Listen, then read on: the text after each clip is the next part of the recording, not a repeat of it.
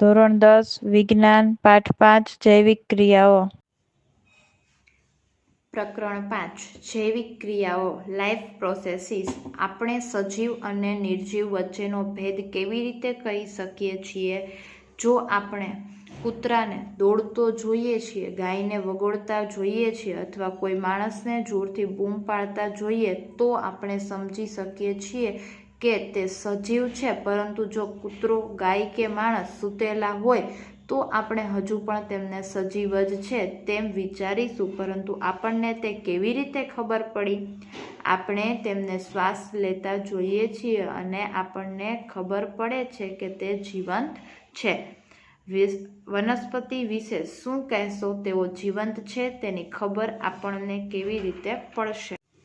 આપણામાંથી કેટલાક કહેશે કે તેઓ લીલા રંગની દેખાય છે, પરંતુ તે વનસ્પતિઓના વિશે શું કહી શકીએ કે જેઓના પર્ણો લીલા સિવાય અન્ય રંગના હોય છે? કેટલાક કહેશે કે તેઓ વનસ્પતિ સમયની સાથે વૃદ્ધિ કરે છે. આમ આપણે કહી શકીએ છીએ કે તેઓ સજીવ છે. બીજા શબ્દમાં કહીએ તો આપણે સજીવના સામાન્ય પુરાવો તરીકે અમુક પ્રકારના હલનચલન પર વિચાર કરીએ છીએ. તે વૃદ્ધિ સંબંધિત કે અન્ય કાર્યો હોઈ શકે છે, પરંતુ જે વનસ્પતિ દેખીતી રીતે વૃદ્ધિ પામતી નથી એ પણ જીવંત જ હોય છે. એટલે કે જે વનસ્પતિ વૃદ્ધિ પામતી નથી એ પણ જીવંત જ છે. અને કેટલાક પ્રાણીઓ દેખીતી રીતે હલનચલન વગર શ્વાસ લેતા હોય છે. આમ માત્ર દેખીતી રીતે થતા હલનચલનને જ જીવંત હોવાની લાક્ષણિકતાની વ્યાખ્યા તરીકે લેવું પર્યાય નથી. જ નાના પાયે થતા હલનચલન નરી આંખે જોઈ શકાતા નથી, એટલે કે બહુ ઓછું હલનચલન કરતા હોય એને આપણે ઝીણી આંખે જોઈ શકતા નથી. ઉદાહરણ તરીકે અણુઓની ગતિ કે કાર્ય. અણુઓની જે ગતિ થતી હોય અને તે જે કાર્ય કરતા એને આપણે જોઈ શકતા નથી. શું આ અદ્રશ્ય આણ્વીય ગતિ છે, એટલે કે હલનચલન કર્યા વગરની ગતિ છે કે કાર્ય જીવન માટે જરૂરી છે? જો આપણે આ પ્રશ્ન કોઈ વ્યવસાયિક જીવન વિજ્ઞાનીને કરીએ તો તેમનો જવાબ હકારાત્મક હશે. એટલે કે એનો જવાબ હા હશે કે તે હલનચલન કર્યા વગર પણ જ પોતાનું કામ એટલે કે પોતાની ગતિ અને કાર્ય કરી શકે છે. વાસ્તવમાં વિષાણુ એટલે કે વાયરસની અંદર કોઈ આણ્વીય ગતિ નથી. જ્યાં સુધી તે કોઈ કોષમાં દાખલ ન થાય, તે કોષમાં જ્યાં સુધી કોઈ વાયરસ જે છે કોઈ કોષમાં એન્ટર થતો નથી ત્યાં સુધી એનામાં કોઈ જ આણ્વીય ગતિ હોતી નથી. અને તેથી જ આ વિવાદાસ્પદ બાબત રહી છે કે ખરેખર વાયરસ સજીવ છે કે નિર્જીવ. વાયરસ જ્યારે કોઈ કોષમાં દાખલ થાય છે ત્યારે તેની આણ્વીય ગતિ શરૂ થાય છે, પણ જે ત્યારે કોઈ કોષમાં દાખલ થયેલો હોતો નથી ત્યારે તે ગતિ કરતો નથી. જીવન માટે આણ્વીય ગતિઓ કે ક્રિયાઓ કેમ જરૂરી છે? અગાઉના ધોરણોમાં આપણે જોઈ ગયા છીએ કે સજીવની સંરચના સુસંગઠિત, સુઆયોજિત હોય છે. તેમાં પેશીઓ હોય છે, પેશીઓમાં કોષ હોય છે અને કોષોમાં નાના ઘટકો હોય છે. એ એક પ્રોસેસ છે. પેશીઓમાં કોષો હોય, કોષોમાં નાના ઘટકો હોય અને તેથી વધુ. પણ સજીવની આ સુસંગઠિત એટલે કે રચના લાઇન ટુ લાઇન હોય અને સમયની સાથે સાથે પર્યાવરણની અસરોને કારણે વિઘટિત થાય છે. વિઘટિત એટલે કે એ ધીમે ધીમે ઘટિત થતી જાય છે. જો આ વ્યવસ્થા તૂટે તો સજીવ વધારે સમય સુધી જીવિત રહેતો નથી. એટલે કે જો આ પેશીમાંથી કોષો ન બને, કોષોમાંથી નાના ઘટકો ન બને, જો આ સંરચના જળવાઈ ન રહે તો માણસ બહુ જીવી શકતો નથી. તેથી સજીવોએ તેમની સંરચનાઓનું સમારકામ તથા જાળવણી કરવી જોઈએ, એટલે કે એમનું ધ્યાન રાખવું જોઈએ. આ બધી સંરચનાઓ અણુઓથી બનેલી હોવાથી તેમને અણુઓને સતત ગતિશીલ કે કાર્યરત રાખવા જોઈએ, એટલે કે સતત એને ગતિમાં રાખવા જોઈએ અને સતત એમને કાર્ય કરતું રહેવું જોઈએ. સજીવો જાળવણીની પ્રક્રિયાઓ શું છે આવો શોધીએ. જૈવિક ક્રિયા એટલે શું? જૈવિક ક્રિયા એટલે કે સજીવો દ્વારા કરવામાં આવતી એવી ક્રિયાઓ કે જે સામૂહિક રૂપમાં એટલે કે બધા સાથે મળીને જાળવવાનું કાર્ય કરે છે. આપણા કોષો એને જૈવિક ક્રિયા કહે છે. જેમ કે પોષણ છે, શ્વસન છે, વહન છે અને ઉત્સર્જન. આ બધા અગત્યની જૈવિક ક્રિયાઓ છે.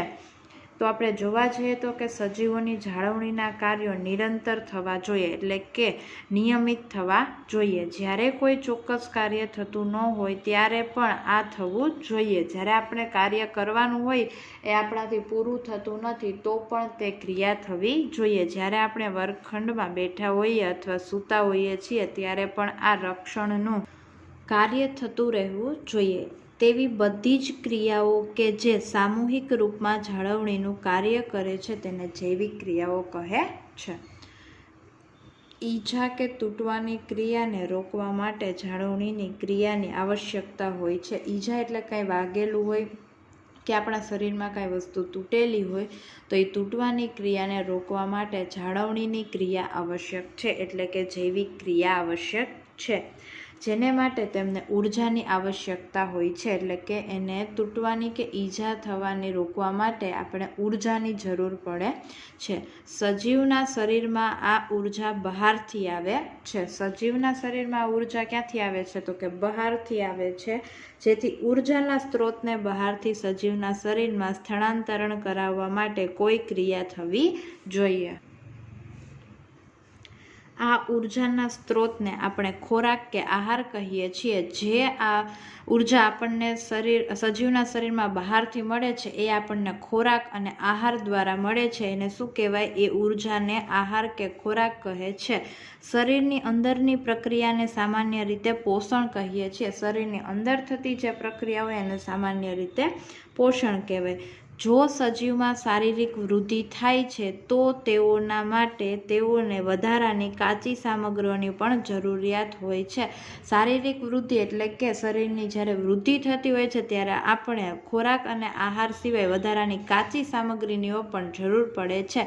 પૃથ્વી પર જીવન કાર્બન આધારિત અણુઓ પર નિર્ભર હોવાથી મોટાભાગના ખાદ્ય પદાર્થો સ્ત્રોતો પણ કાર્બન આધારિત છે. આપણા પૃથ્વી ઉપર જીવન ટકાવી રાખવા માટે કાર્બન આધારિત અણુઓ ઘણા બધા હોય છે. એની ઉપર પણ નિર્ભર હોવાથી આપણે મોટાભાગના ખાદ્ય પદાર્થમાં કાર્બન પણ રહેલો હોય છે. આ કાર્બન સ્ત્રોતોની જટિલતાને આધારે વિવિધ સજીવ વિભિન્ન પ્રકારના પોષણની ક્રિયા ધરાવે છે. જટિલતા એટલે ખૂબ અઘરું હોવાના લીધે વિવિધ સજીવ એટલે કે અલગ અલગ સજીવ વિભિન્ન પ્રકારના પોષણ મેળવે છે.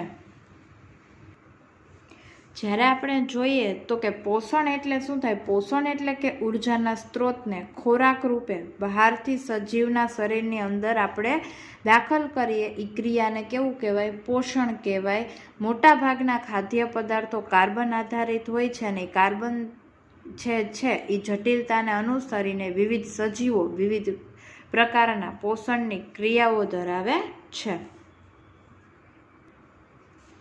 ઉર્જાના આ બાહ્ય સ્ત્રોત વિવિધ પ્રકારના હોઈ શકે છે કારણ કે પર્યાવરણ કોઈ એક સજીવના નિયંત્રણમાં નથી. ઉર્જાના બાહ્ય સ્ત્રોત એટલે કે બહારથી મળતા જે સ્ત્રોત છે વિવિધ પ્રકારના હોય એટલે કે અલગ અલગ હોઈ શકે છે કારણ કે પર્યાવરણ કોઈ એક સજીવમાં નિયંત્રણ કરતું નથી. આથી શરીરની અંદરની આ ઉર્જા સ્ત્રોતોનું વિઘટન કે નિર્માણ જરૂરી છે. એટલે કે આપણા શરીરમાં ઉર્જા દ્વારા જે વસ્તુ નથી એનું વિઘટન, જે વસ્તુની જરૂર નથી એનું વિઘટન થવું જરૂરી છે અને જે વસ્તુની જરૂર છે એ નથી બનતું તો એનું નિર્માણ થવું પણ જરૂરી છે.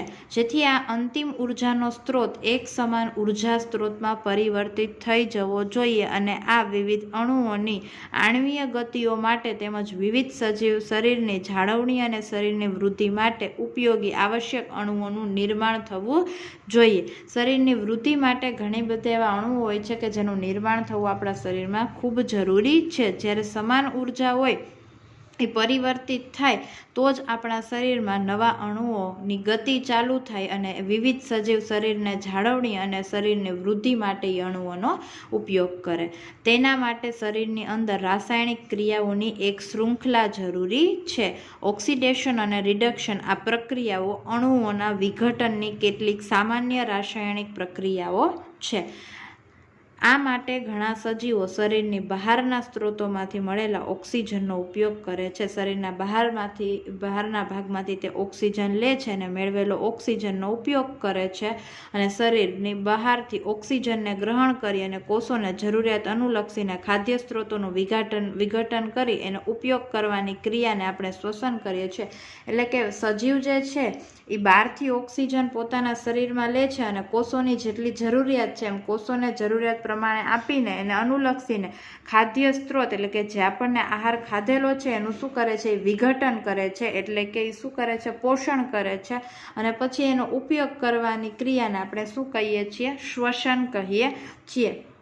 શ્વસન કોને કહેવાય તો કે શરીરમાં બહારથી આપણને જે ઓક્સિજન ગ્રહણ કરી અને કોષોને જેટલી આવશ્યકતા હોય એમ જરૂરિયાત મુજબ એને અનુલક્ષીને ખાદ્ય પદાર્થોમાં વિઘટન કરે અને એનો ઉપયોગ કરવાની ક્રિયાને શું કહેવાય છે, શ્વસન કહે છે.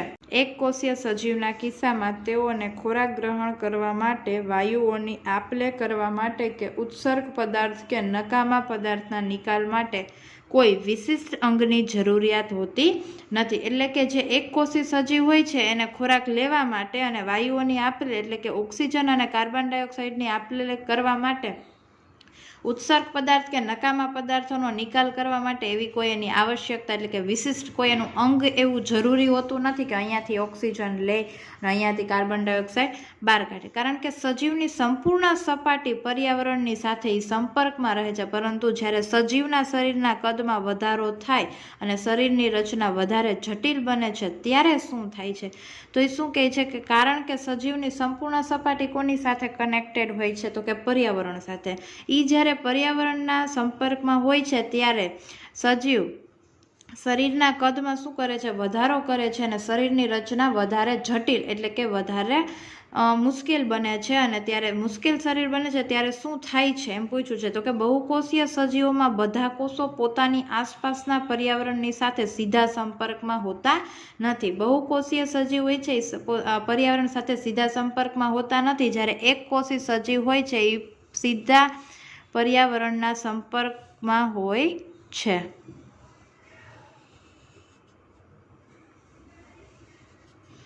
અને જ્યારે બહુકોષીય સજીવ હોય છે એ સીધા આસપાસના પર્યાવરણની સાથે સીધા સંપર્કમાં હોતા નથી. આથી બધા કોષોની જરૂરિયાતની પૂર્તિ સામાન્ય પ્રસરણ દ્વારા થતી નથી. એટલે કે બધા કોષોને સામાન્ય પ્રસરણ દ્વારા બધા કોષોની વૃદ્ધિ થતી નથી. આપણે અગાઉ જોઈ ગયા છીએ કે બહુકોષીય સજીવોમાં વિવિધ કાર્યોને કરવા માટે વિભિન્ન અંગે વિશિષ્ટીકરણ પામે છે. વિશિષ્ટીકરણ એટલે કે અલગ અલગ ભાગમાં ડિવાઈડ થાય છે. જ્યારે આપણે આ ચોક્કસ પેશીઓથી અને સજીવના શરીરમાં તેઓના સંગઠનથી પરિચિત છીએ. તેથી તેમાં કંઈ આશ્ચર્ય નથી કે ખોરાક અને ઓક્સિજનનું અંતઃગ્રહણ પણ વિશિષ્ટ પ્રકારની પેશીઓનું જ કાર્ય છે. આનાથી એક મુશ્કેલી એ ઉદ્ભવે છે કે ખોરાક તેમજ ઓક્સિજનનું અંતઃગ્રહણ કેટલાક ચોક્કસ અંગો દ્વારા જ થાય છે. ખોરાક અને ઓક્સિજનનું અંતઃગ્રહણ એટલે કે ખોરાક અને ઓક્સિજન જ્યારે અંદર ગ્રહણ થાય છે ત્યારે એ ચોક્કસ એના અંગ દ્વારા જ તે ગ્રહણ થાય છે. પરંતુ તેની જરૂરિયાત શરીરના બધા ભાગોને હોય છે. ખોરાક દ્વારા એનર્જી મળે છે અને ઓક્સિજન આખા શરીરને જરૂરી છે. આ પરિસ્થિતિ ખોરાક તેમજ ઓક્સિજનને એક સ્થાનેથી બીજા સ્થાને સુધી લઈ જવા માટે પરિવહન તંત્રની આવશ્યકતા ઊભી કરે છે. પરિવહન તંત્ર એટલે એક જગ્યાએથી બીજી જગ્યાએ લઈ જવું. જ્યારે રાસાયણિક પ્રક્રિયા કાર્બન સ્ત્રોત અને ઓક્સિજનનો ઉપયોગ ઉર્જા પ્રાપ્તિ માટે થાય છે ત્યારે એવી આડપેદાશો પણ બને છે જે શરીરના કોષો માટે માત્ર બિન ઉપયોગી જ નહીં પણ તે હાનિકારક પણ હોઈ શકે છે. ઘણી બધી વસ્તુ એવી હોય છે કે જે ઓક્સિજન સાથે એવા ખરાબ પદાર્થો આપણા શ્વાસ સાથે જોઈન્ટ થઈ જાય છે તો આપણા શરીર માટે બિન ઉપયોગી હોય છે અને આપણા શરીર માટે હાનિકારક એટલે કે નુકસાનકારક હોય છે. આ નકામી આડપેદાશોને દૂર કરવા અને શરીરમાંથી બહાર કાઢવી અતિ આવશ્યક છે. જે આપણા શરીર માટે જરૂરી નથી એ આપણા શરીરમાં એન્ટર જો થઈ જાય છે તો એને બહાર કાઢવું ખૂબ જરૂરી છે. આ ક્રિયાને આપણે ઉત્સર્જન કહીએ છીએ. એ ક્રિયાને આપણે ઉત્સર્જન કહીએ છીએ. જો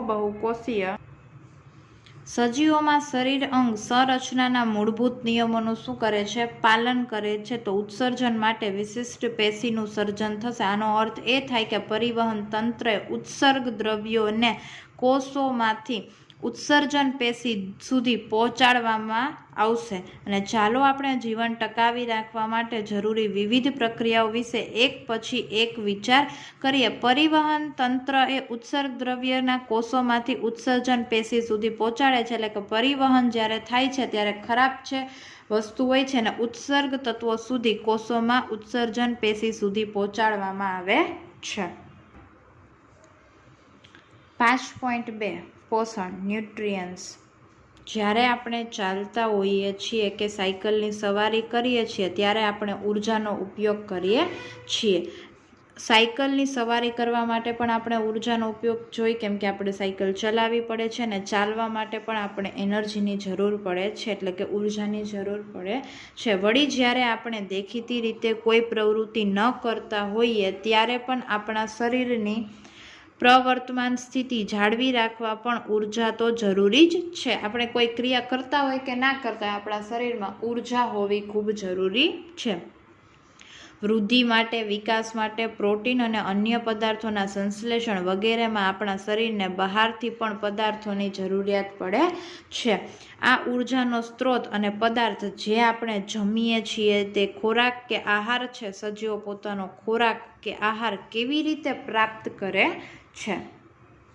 તો જોઈએ તો કે બધા સજીવોમાં ઉર્જા અને પદાર્થોની સામાન્ય જરૂરિયાત કેવી હોય છે? સમાન હોય છે. ઉર્જા અને પદાર્થોની, કેમ કે અમુક ઉર્જા આપણા શરીરમાં ખૂબ જ જરૂરી છે, પણ પદાર્થો અમુક એવા હોય છે કે જે આપણા શરીર માટે ઉપયોગી હોય છે, પરંતુ તેઓની પૂર્તિ એટલે કે પૂર્તતા ભિન્ન ભિન્ન રીતોથી થાય છે, એટલે કે અલગ અલગ રીતથી થાય છે. કેટલાક સજીવો કાર્બન ડાયોક્સાઇડ અને પાણીના સ્વરૂપમાં અકાર્બનિક સ્ત્રોતોમાંથી મેળવેલ સરળ પદાર્થોનો ઉપયોગ કરે છે. શું કહે છે? તો કે કાર્બન ડાયોક્સાઇડ અને પાણી સ્વરૂપમાં અમુક અકાર્બનિક સ્ત્રોતો હોય છે એની સાથે ભળી જાય છે અને સ્ત્રોતોમાંથી મેળવેલ સરળ ખાદ્ય પદાર્થોનો તે ઉપયોગ કરે છે.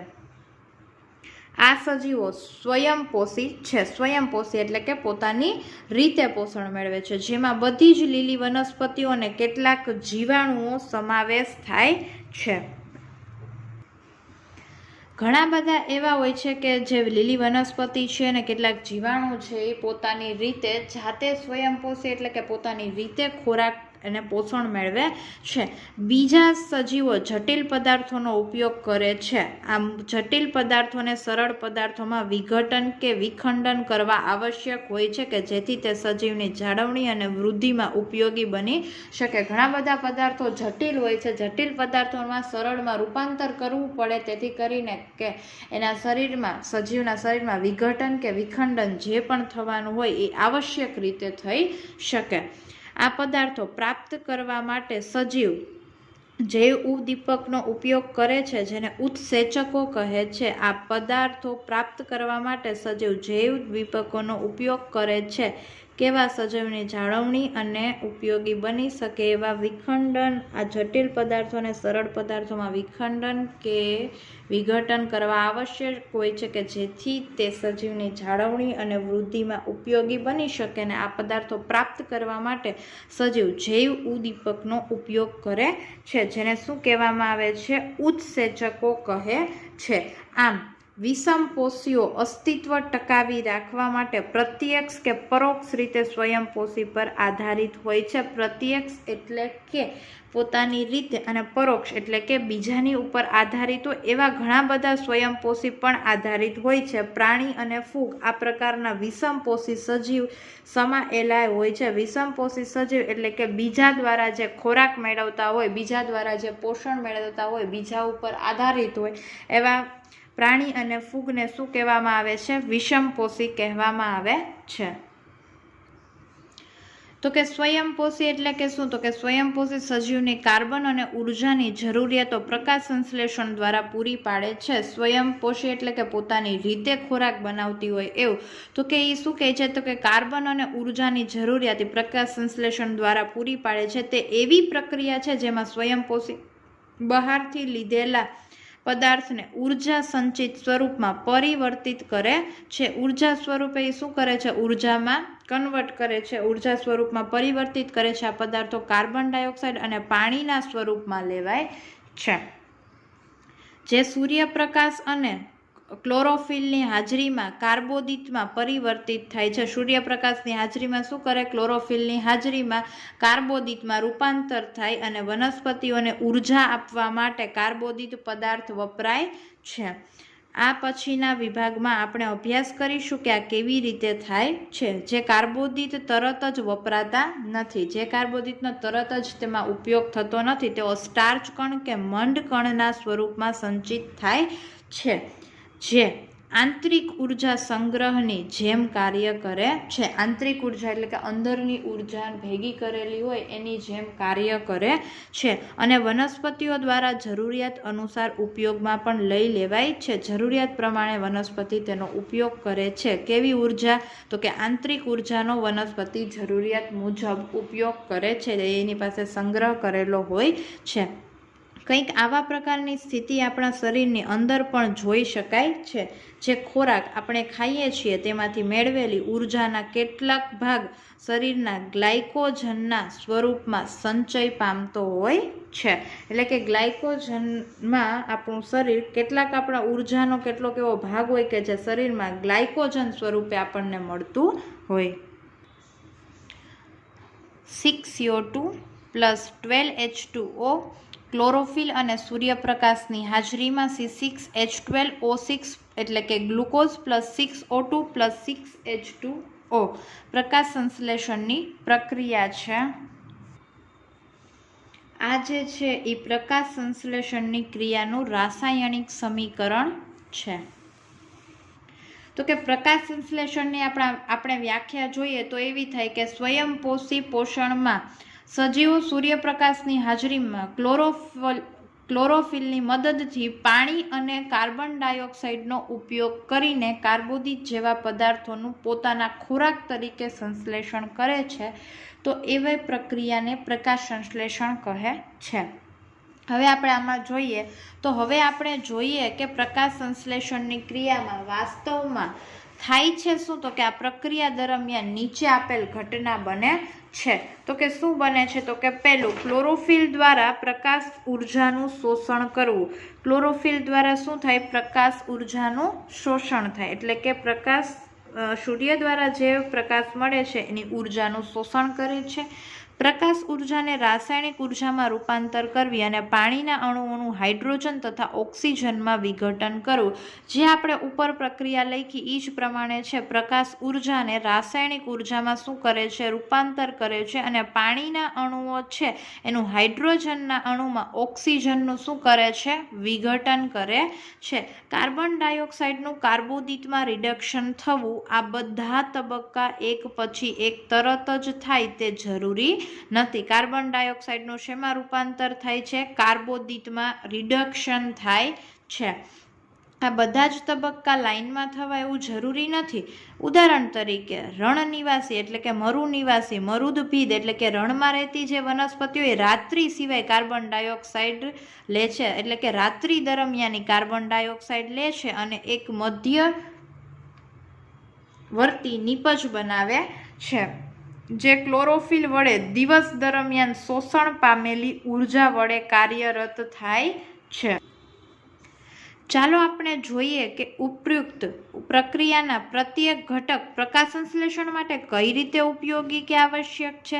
તો આપણે જોઈએ, જો તમે ધ્યાનપૂર્વક એક પર્ણના અનુપ્રસ્થ છેદનું સૂક્ષ્મદર્શક યંત્ર દ્વારા અવલોકન કરો તો આપણને જોવા મળે છે કે કેટલાક કોષોમાં લીલા રંગના ટપકા જોવા મળે છે. તો આપણે જોઈએ તો આપણને લીલા રંગના ટપકા જોવા મળે છે.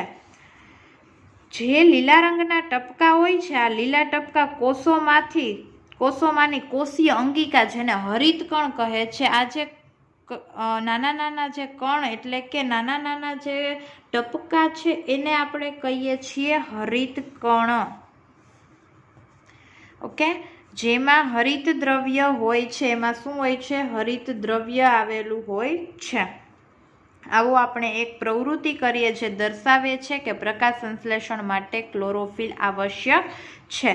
પ્રકાશ સંશ્લેષણ માટે ક્લોરોફિલ અતિ આવશ્યક હોય છે. તો પ્રવૃત્તિ જોઈએ. પ્રવૃત્તિ 5.1 વિવિધ રંગી પદાર્થો ધરાવતા કુંડામાં ઉગાડેલા એક છોડ લો. એમાં ઉદાહરણ તરીકે મની પ્લાન્ટ અને ક્રોટોનનો છોડ આપણે લેવાનો છે અને કુંડામાં ઉગાડેલા છોડને 3 દિવસ અંધારામાં રાખો જેથી તેમનો સ્ટાર્ચ સંપૂર્ણપણે વપરાઈ જાય છે. એટલે કે એનો સ્ટાર્ચ જેને ઉર્જા ગ્રહણ કરેલી છે અંત ઉર્જા એ શું થઈ જાય છે? વપરાઈ જાય છે. હવે કુંડામાં ઉગાડેલું છોડને લગભગ 6 કલાક માટે સૂર્યના પ્રકાશમાં રાખો. 6 કલાક સૂર્યના પ્રકાશમાં રાખવાનું. છોડ પરથી એક પર્ણ તોડી લો, તેના લીલા ભાગને અંકિત કરો એટલે કે લીલા ભાગને જુઓ અને તેને એક કાગળ પર ટ્રેસ કરો. એક કાગળ ઉપર ઘસવાનું છે. કેટલીક મિનિટો માટે આ પર્ણને ઉકળતા પાણીમાં બોળી રાખો. ઉકળતા પાણીની અંદર બોળી રાખવાનું છે. ત્યારબાદ તેને આલ્કોહોલથી ભરેલા બીકરમાં ડુબાડી દો.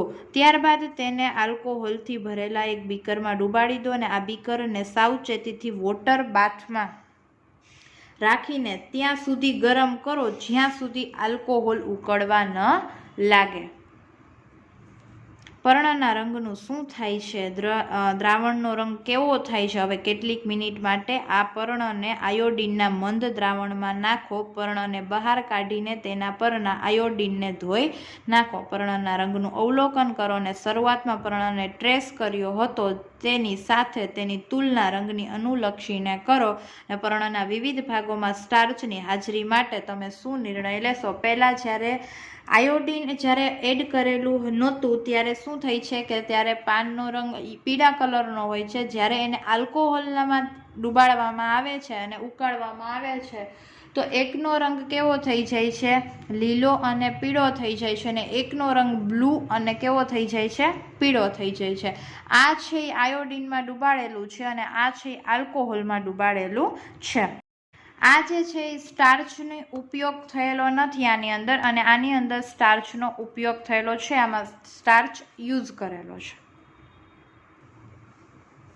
હવે આપણે અભ્યાસ કરીએ કે વનસ્પતિ કાર્બન ડાયોક્સાઇડ કેવી રીતે પ્રાપ્ત કરે છે. તો કે ધોરણ આપણે 10માં આપણે પર્ણરંધ્ર અથવા રંધ્રની ચર્ચા કરી હતી.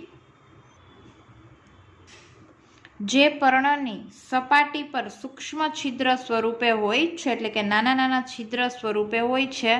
પ્રકાશ સંશ્લેષણ માટે વાયુઓનો મોટા ભાગનો વિનિમય આ છિદ્રો દ્વારા થાય છે. વિનિમય એટલે કે એની અંદર હવા કે જે કંઈ એન્ટર થાય છે, પ્રકાશ સંશ્લેષણના વાયુ એન્ટર થાય છે એ શેના લીધે થાય છે? હવાના લીધે થાય છે. એટલે કે એ છિદ્રો દ્વારા એની અંદર એન્ટર થાય છે. પરંતુ અહીં તે જાણવું પણ જરૂરી છે કે વાયુઓના વિનિમય પ્રકાંડ, મૂળ અને પર્ણોની સપાટી દ્વારા પણ થાય છે. પ્રકાંડમાં પણ નાના નાના છિદ્રો આવેલા છે એના દ્વારા થાય છે. અમુક વનસ્પતિમાં મૂળ દ્વારા વિનિમય થાય છે અને અમુકમાં પર્ણોની સપાટી દ્વારા પ્રકાશ સંશ્લેષણનું વિનિમય થતું હોય છે. આ રંધ્રો દ્વારા મોટા પ્રમાણમાં પાણીનો વ્યય પણ થાય છે. આ રંધ્રો દ્વારા એટલે કે એ જે નાના નાના છિદ્રો છે એના દ્વારા ક્યારેક પાણીનો વ્યય પણ મોટા પ્રમાણમાં થતો હોય છે. આ કારણે જ્યારે પ્રકાશ સંશ્લેષણ માટે કાર્બન ડાયોક્સાઇડની જરૂરિયાત હોતી નથી ત્યારે વનસ્પતિ આ છિદ્રો કે રંધ્રોને બંધ રાખે છે. એટલે કે જ્યારે એને કાર્બન ડાયોક્સાઇડની જરૂરિયાત નથી ત્યારે તે શું કરે છે? એ પર્ણ છે, છિદ્રો છે, રંધ્રોને બંધ કરી દે છે. રંધ્રો કે છિદ્રોનું ખુલવું અને બંધ થવું એ રક્ષક કોષોનું કાર્ય છે. રંધ્રોનું કે છિદ્રોનું અને બંધ થવું અને ખુલવું એ કોનું કાર્ય છે? રક્ષક કોષોનું કાર્ય છે. રક્ષક કોષોમાં જ્યારે પાણી અંદર આવે છે ત્યારે તે ફૂલે છે અને આ રંધ્ર છિદ્રને ખોલે છે. રક્ષક કોષોમાં જ્યારે પાણી અંદર આવે છે ત્યારે તે શું કરે છે? ફૂલે છે અને રંધ્રના છિદ્રને ખોલે છે. જો આ જે આવેલું છે એ છે બધું રક્ષક કોષો. એની અંદર જ્યારે પાણી આવે છે ત્યારે તે ખુલે છે. અત્યારે આ પાણી આવેલું છે અને આ બંધ વાયુરંધ્ર છે. જ્યારે પાણી સંકોચન પામે છે એટલે કે રક્ષક કોષો જ્યારે પાણીનું સંકોચન કરે છે ત્યારે તે શું થઈ જાય છે? બંધ થઈ જાય છે. પ્રવૃત્તિ 5.2 જોઈએ તો લગભગ સમાન કદ ધરાવતા બે તંદુરસ્ત છોડ ઉગાડેલા કુંડા છે આ બે. ઓકે, 3 દિવસ સુધી તેઓને અંધારાના ઓરડામાં રાખેલા છે. હવે પ્રત્યેક છોડને અલગ અલગ કાચની પટ્ટી પર રાખો. કાચની પટ્ટી અલગ અલગ પર રાખી દેવાની છે. એક છોડની પાસે વોચ ગ્લાસમાં પોટેશિયમ હાઇડ્રોક્સાઇડ KOH મૂકો અને પોટેશિયમ હાઇડ્રોક્સાઇડનો ઉપયોગ કાર્બન ડાયોક્સાઇડના શોષણ માટે થશે. કેમ કે હવે કાચ ઉપર વોચ ગ્લાસ રાખી દીધો છે એટલે હવે બહારથી કોઈ હવા હશે એ એની અંદર એન્ટર થશે નહીં. ખાલી ને ખાલી માત્ર એમની પાસે KOH જ રાખેલો છે એને એ એક જ એના કાર્બન ડાયોક્સાઇડમાં જશે. આકૃતિ 5.4 અનુસાર જોઈએ તો બંને છોડને અલગ અલગ બેલ ઝારથી ઢાંકી દીધી છે. ઝારના તળિયાના ભાગને સીલ કરવા માટે કાચની પટ્ટી પર વેસેલિનનો ઉપયોગ કરીને જેથી વાયુ બેલ ઝારમાં પ્રવેશતો અટકે, એટલે કે એની અંદર વાયુ હવાનો પસાર થાય ને એવી રીતના રાખી દેવાનો છે. લગભગ 2 કલાક માટે બંને છોડને સૂર્યપ્રકાશમાં રાખી દો. પ્રત્યેક છોડમાંથી એક પર્ણ તોડો અને પ્રવૃત્તિ 5.1ની જેમ તેમાં મંડ કે સ્ટાર્ચની હાજરીની ચકાસણી કરો. શું બંને પર્ણો સમાન પ્રમાણમાં સ્ટાર્ચની હાજરી દર્શાવે છે? આ પ્રવૃત્તિ દ્વારા તમે શું નિર્ણય કરશો? ચલો એનો જવાબ આપણે નીચે જોઈએ. ઉપયુક્ત બંને પ્રવૃત્તિઓના આધારે શું આપણે એવો પ્રયોગ કરી શકીએ કે જેનાથી એ જાણી શકાય કે પ્રકાશ સંશ્લેષણ માટે સૂર્યપ્રકાશની જરૂરિયાત હોય છે કે નથી હોતી? તો કે અત્યાર સુધી આપણે આ ચર્ચા કરી ચૂક્યા છીએ કે સ્વયંપોષી સજીવો છે પોતાની ઉર્જાની જરૂરિયાત પ્રાપ્તિ કેવી રીતે કરે છે, એટલે કે ઉર્જા કેવી રીતે મેળવે છે, પરંતુ તેઓને પણ પોતાના શરીરના નિર્માણ માટે અન્ય કાચી ઘણી બધી સામગ્રીની જરૂર પડે જ છે. કોને? સ્વયંપોષીને. તો સ્થળીય વનસ્પતિઓ પ્રકાશ સંશ્લેષણ માટે જરૂરી પાણીની પ્રાપ્યતા ભૂમિમાંથી મૂળ દ્વારા પાણીનું શોષણ કરીને મેળવે છે. મૂળ દ્વારા પાણીનું શોષણ કરે છે અને મેળવે છે. નાઇટ્રોજન છે, ફોસ્ફરસ છે, આયર્ન છે એટલે કે લોહ અને મેગ્નેશિયમ જેવા અન્ય દ્રવ્યો કે પદાર્થો પણ જમીનમાંથી મેળવે છે. આ બધા જે પદાર્થો છે એ પાણીની પ્રાપ્યતા એટલે કે પાણી કેમાંથી મેળવે છે? જમીનમાંથી, અને અન્ય દ્રવ્ય કે પદાર્થો પણ જમીનોમાંથી મેળવે છે. નાઇટ્રોજન એક આવશ્યક ખનિજ તત્વ છે જેનો ઉપયોગ પ્રોટીન અને અન્ય સંયોજનોના સંશ્લેષણમાં થાય છે. કેવો? નાઇટ્રોજન એક આવશ્યક એટલે કે એક જરૂરી ખનિજ તત્વ છે જેનો ઉપયોગ આપણે પ્રોટીન અને અન્ય સંયોજનોમાં કરીએ છીએ. જે અકાર્બનિક નાઇટ્રેટ કે નાઇટ્રાઇટના સ્વરૂપમાં મેળવાય છે અથવા તે કાર્બનિક પદાર્થોના સ્વરૂપમાં મેળવાય છે કે જેઓનું નિર્માણ બેક્ટેરિયા દ્વારા વાતાવરણીય નાઇટ્રોજનમાંથી થાય છે. હવે જોઈએ તો વિષમપોષી પોષણ એટલે કે શું? તો કે પ્રત્યેક સજીવ પોતાના પર્યાવરણ સાથે અનુકૂલિત હોય છે.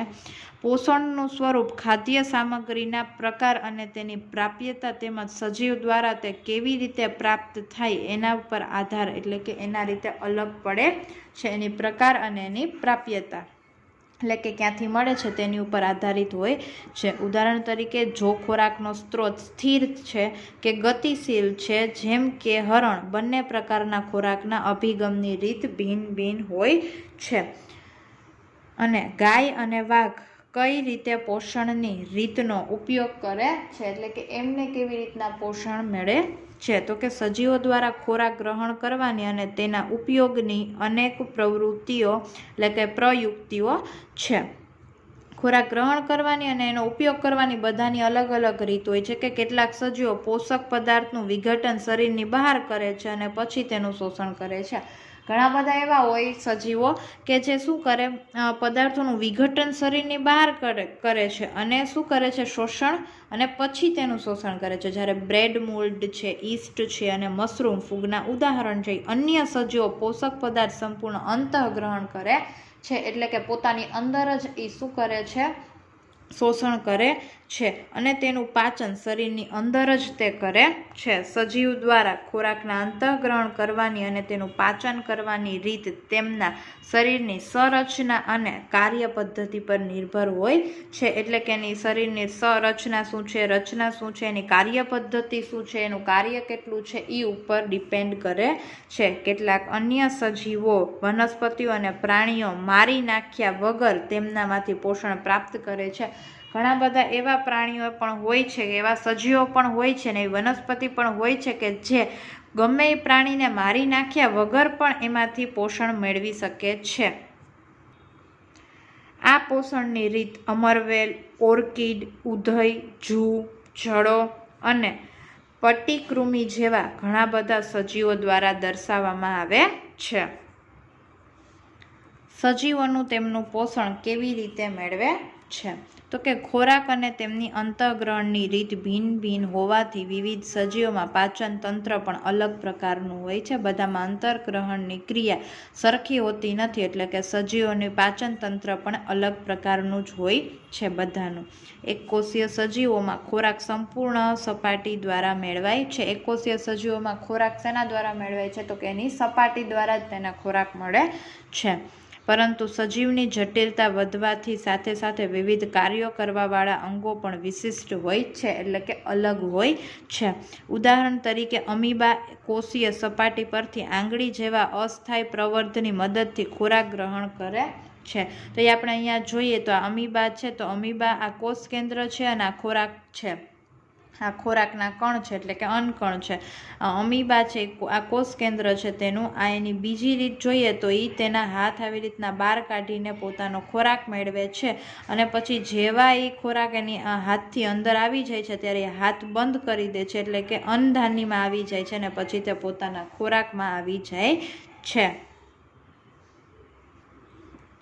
આ પ્રવર્ત ખોરાકના કણોને ઘેરી લે છે, એટલે કે આવી રીતના પકડી લે છે અને તેની સાથે જોડાયેલ કેળવણીને અન્નધાની બનાવે છે. આખી આવી રીતના ગોળ અન્નધાની બનાવી નાખે છે અને અન્નધાની અંદર જટિલ પદાર્થોનું વિઘટન સરળ પદાર્થોમાં થાય અને તે કોષમાં શું પામે છે? પ્રસરણ પામે છે. વધેલી અપાચિત સામગ્રી કોષની સપાટીની તરફ ગતિ કરે છે, એટલે કોષની જે સપાટી હોય અહીંયા ગતિ કરીને ઈ સાઈડ વહી જાય છે અને શરીરમાંથી ક્યાં કાઢી નાખે છે? બહાર કાઢી નાખે છે. પેરામિશિયમ પણ એક કોષીય સજીવ છે. તેના કોષનો એક નિશ્ચિત આકાર હોય છે. એનો કોષનો નિશ્ચિત આકાર હોય છે, જ્યારે અમીબાનો નિશ્ચિત આકાર હોતો નથી અને ખોરાક એક વિશિષ્ટ સ્થાન દ્વારા જ ગ્રહણ કરી શકે છે. આ સ્થાન સુધી ખોરાક પક્ષમોની ગતિ દ્વારા પહોંચે છે, જે કોષની સંપૂર્ણ સપાટીને ઢાંકી દેતા હોય છે. જ્યારે પેરામિશિયમ હોય છે એનો એક નિશ્ચિત આકાર હોય છે અને એના દ્વારા જ ખોરાકનું શું કરે છે? ગ્રહણ કરે છે. જ્યારે અમીબાને નિશ્ચિત આકાર હોતો નથી, એટલે તેમને આ પ્રવર્ધો જેવી રચના બહાર કાઢીને ખોરાક લેવો પડે છે. મનુષ્યમાં પોષણ. પાચન માર્ગ મૂળભૂત સ્વરૂપે મુખથી ગુદા સુધી વિસ્તરેલી એક લાંબી નળી હોય છે. આકૃતિ 5.6માં હમણાં હું બતાવું છું. આ નળી વિવિધ ભાગોને જોઈ શકીએ છીએ. વિવિધ ભાગોમાં આપણે જોઈ શકીએ છીએ. વિવિધ કાર્યો કરવા માટે જુદા જુદા વિસ્તારો વિશિષ્ટતા ધરાવે છે. જે ખોરાક આપણા શરીરમાં એકવાર પ્રવેશ પામે છે તેનું શું થાય છે? તો આપણે અહીં આ પ્રક્રિયાની ચર્ચા કરીશું. પ્રવૃત્તિ 5.3 1 ml સ્ટાર્ચનું દ્રાવણ 1% અને 2 કસનળી A અને B માં લો.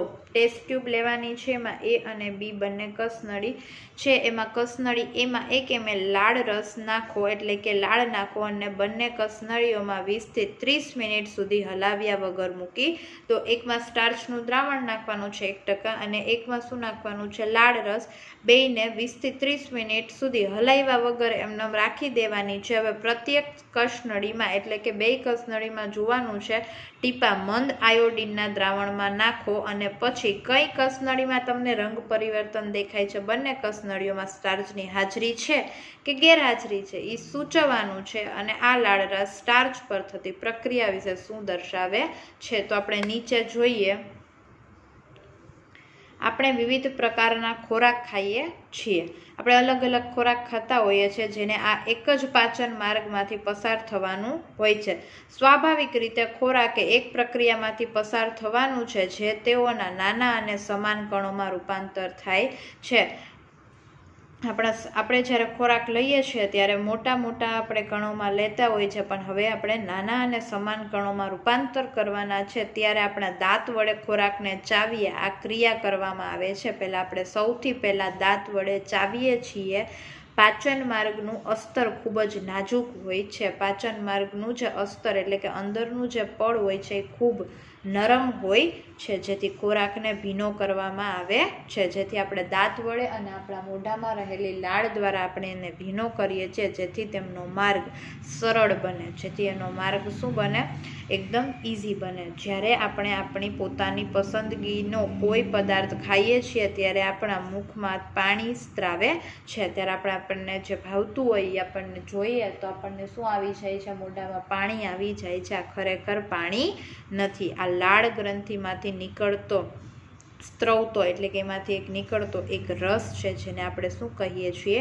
લાળ રસ કહીએ છીએ. જ્યારે આપણે આપણી પોતાની પસંદગીની કોઈ પદાર્થ ખાઈએ છીએ ત્યારે આપણા મુખમાંથી જે પાણી આવે છે એ ખરેખર પાણી નથી, આ લાળ ગ્રંથિમાંથી નીકળતો એક સ્ત્રાવ એટલે કે એક રસ છે, જેને આપણે શું કહીએ છીએ, લાળ રસ કહીએ છીએ. આપણે જે ખોરાક ખાઈએ છીએ તેના વિશે અન્ય એક બાબત એ છે કે જટિલ રચના ધરાવે છે. એ કેવું હોય છે, થોડુંક એનો માર્ગ મુશ્કેલ હોય છે. જો તેનું શોષણ પાચન માર્ગ દ્વારા કરવું હોય તો તેને નાના નાના અણુઓમાં વિઘટિત કરવા જોઈએ. જો તેનું શોષણ પાચન માર્ગ દ્વારા કરવું હોય તો તેને નાના નાના અણુઓમાં વિઘટિત કરવા પડે છે. આ કાર્ય જૈવિક ઉદ્દીપકો દ્વારા થાય છે, જેને શું કહેવામાં આવે છે, ઉત્સેચકો કહેવામાં આવે છે. જો તેનું શોષણ પાચન માર્ગ દ્વારા કરવું હોય તો આપણે નાના નાના અણુમાં વિઘટિત કરવા જોઈએ. આ કાર્ય કોણ કરે છે, જૈવિક ઉપદ્દીપકો કરે છે અને તેને શું કહેવામાં આવે છે, ઉત્સેચકો કહે છે. લાળ રસમાં પણ એમાઇલેઝ નામનો એક ઉત્સેચક હોય છે. કેમાં, લાળ રસમાં, જે સ્ટાર્ચના જટિલ અણુનું શર્કરામાં વિઘટન કરી રૂપાંતરણ કરે છે. સ્ટાર્ચનું શેમાં રૂપાંતર કરે છે, શર્કરામાં. ચાવતી વખતે માસલ જીભ દ્વારા ખોરાકને લાળ રસની સાથે સંપૂર્ણ રીતે ભેળવવામાં આવે છે અને ખોરાકને મુખમાં ફેરવવામાં આવે છે. કોના દ્વારા, જીભ દ્વારા ખોરાકને લાળ રસની સાથે સંપૂર્ણ રીતે ભેળવવામાં આવે છે અને ખોરાકને મુખમાં ફેરવવામાં આવે છે. પાચન માર્ગના દરેક ભાગના ખોરાકની નિયંત્રિત રીતે ગતિ થાય તે જરૂરી છે. પાચન માર્ગમાં બધા ખોરાક એક જ સરખી એટલે કે નિયમિત ગતિ કરે તે જરૂરી છે, જેથી દરેક ભાગમાં તેના પર યોગ્ય ક્રિયા થઈ શકે, એટલે કે જે ભાગમાં જે ક્રિયા થવાની છે યોગ્ય રીતે થઈ શકે. પાચન માર્ગના અસ્તરમાં લયબંધ સંકોચન પામીને ખોરાકને આગળ ધકેલી શકે તેવા સ્નાયુઓ આવેલા હોય છે. પાચન માર્ગમાં ઘણા બધા એવા સ્નાયુઓ આવેલા હોય છે કે જે એને ધક્કો મારીને આગળ વધારે છે. આ ક્રમાનુસાર લયબંધ સંકોચન ગતિ સંપૂર્ણ પાચન માર્ગના અસ્તરમાં સર્જાય છે. ક્યાં સર્જાય છે, પાચન માર્ગના અસ્તરમાં સર્જાય છે. મુખથી જઠર સુધી ખોરાક અન્નનળી દ્વારા લઈ જવામાં આવે છે. જઠર એ એક મોટું અંગ છે. મુખથી ક્યાં સુધી લઈ જવામાં આવે છે, જઠર સુધી. જઠર સુધી લઈ જવામાં આવે છે. આ જઠર એક આ મોટું અંગ છે જે ખોરાકના આવતાની સાથે વિસ્તરણ પામે છે.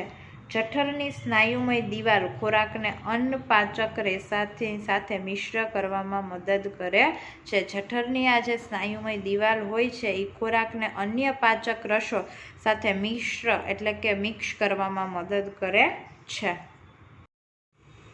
જઠરની જે દિવાલ આવેલી હોય છે જઠર ગ્રંથિઓ દ્વારા પાચનનું કાર્ય કરવામાં શું કરે છે, મદદ કરે છે. આ ગ્રંથિઓ હાઇડ્રોક્લોરિક એસિડ એટલે કે HCl, એક પ્રોટીન પાચક ઉત્સેચક પેપ્સિન અને શ્લેષ્મનો સ્ત્રાવ કરે છે. હાઇડ્રોક્લોરિક એસિડ એસિડિક માધ્યમ તૈયાર કરે છે જે પેપ્સિન ઉત્સેચકની પ્રક્રિયામાં મદદ થાય છે.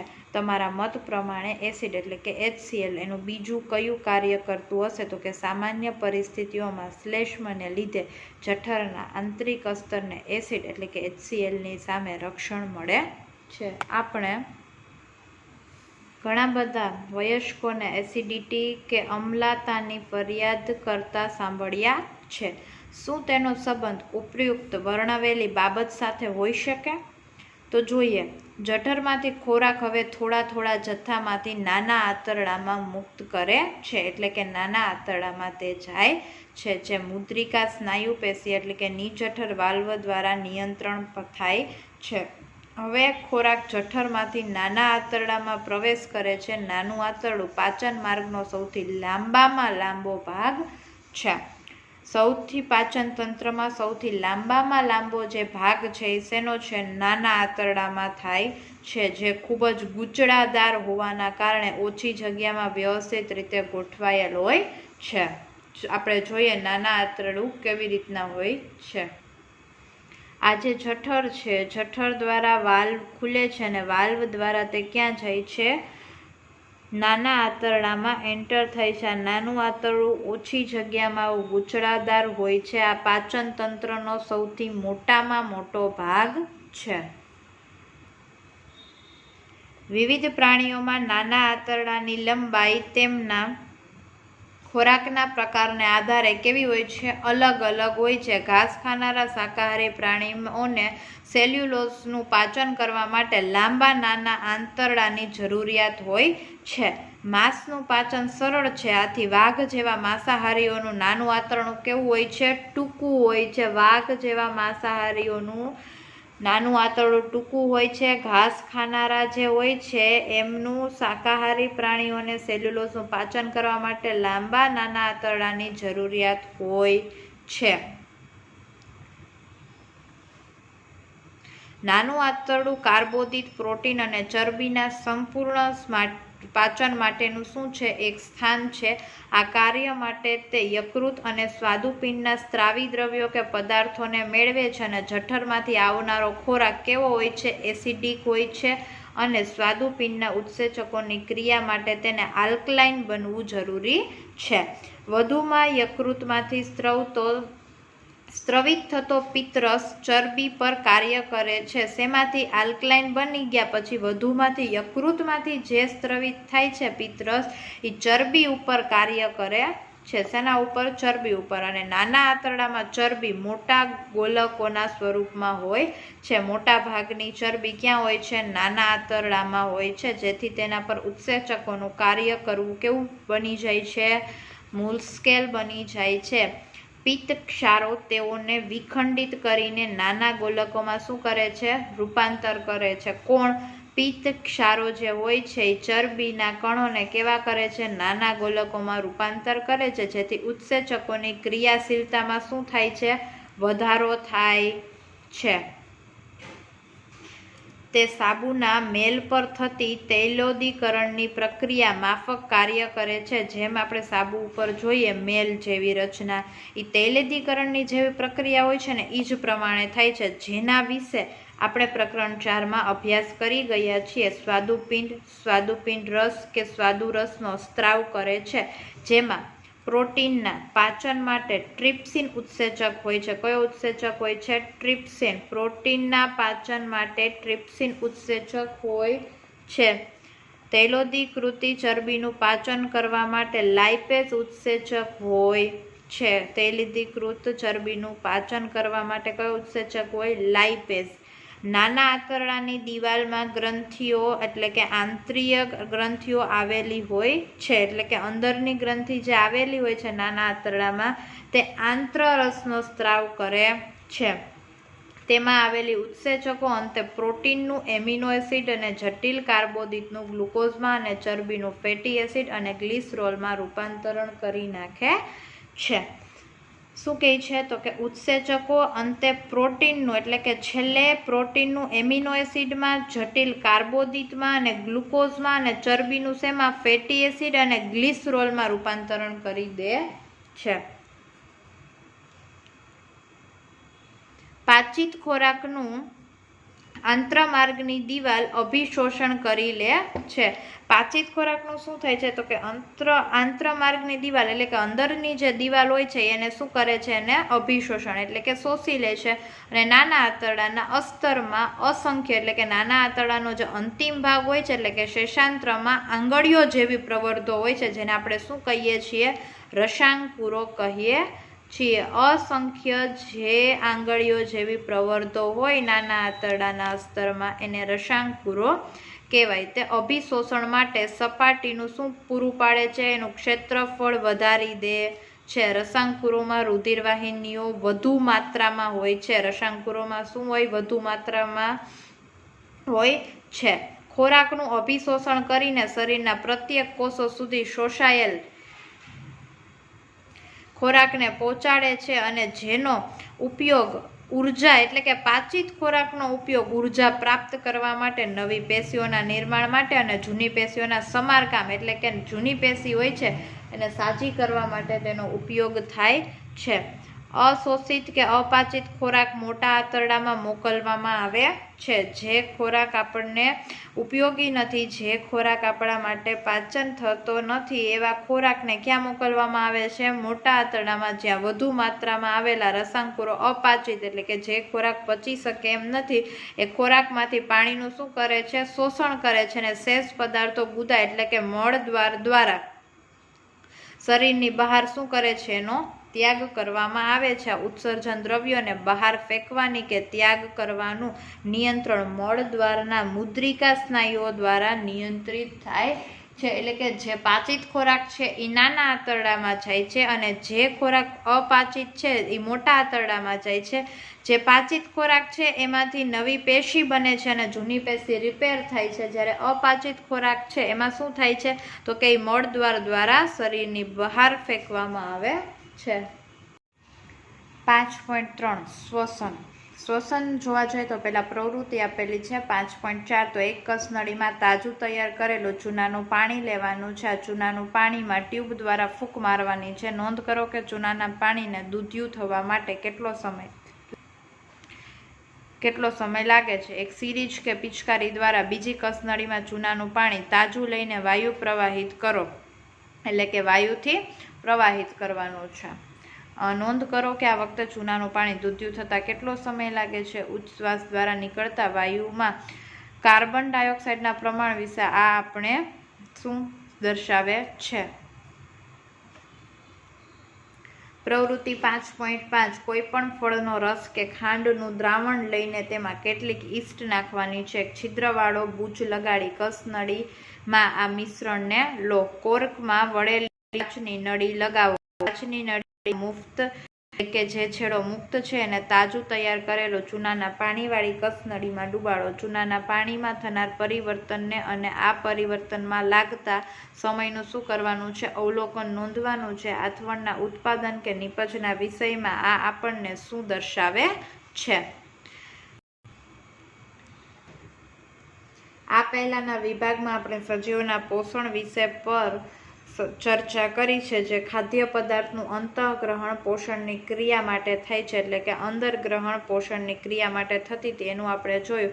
કોષો તેઓના ઉપયોગમાં વિવિધ જૈવિક ક્રિયાઓ માટે શું પૂરું પાડે છે? ઉર્જા પ્રાપ્ત કરવાને માટે છે. વિવિધ સજીવ તેને વિભિન્ન પદ્ધતિઓ દ્વારા કરે છે. કેટલાક સજીવ ઓક્સિજનનો ઉપયોગ કરીને ગ્લુકોઝને સંપૂર્ણ કાર્બન ડાયોક્સાઇડ અને પાણીમાં શું કરે છે? વિખંડન કે વિઘટન કરવા માટે જરૂરી છે.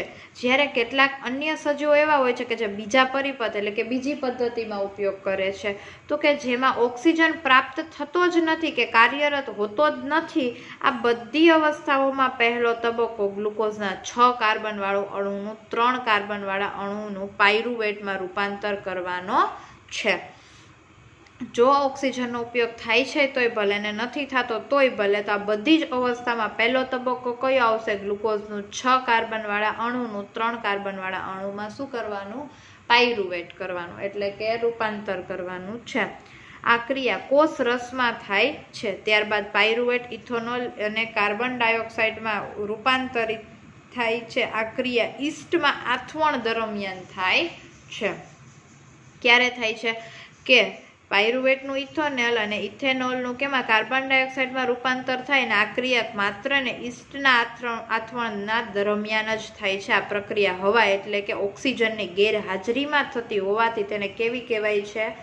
અજારક શ્વસન કહે છે. આ હવા ઓક્સિજનની ગેરહાજરીમાં થતી હોવાથી તેને શું કહે છે? અજારક શ્વસન કહે છે.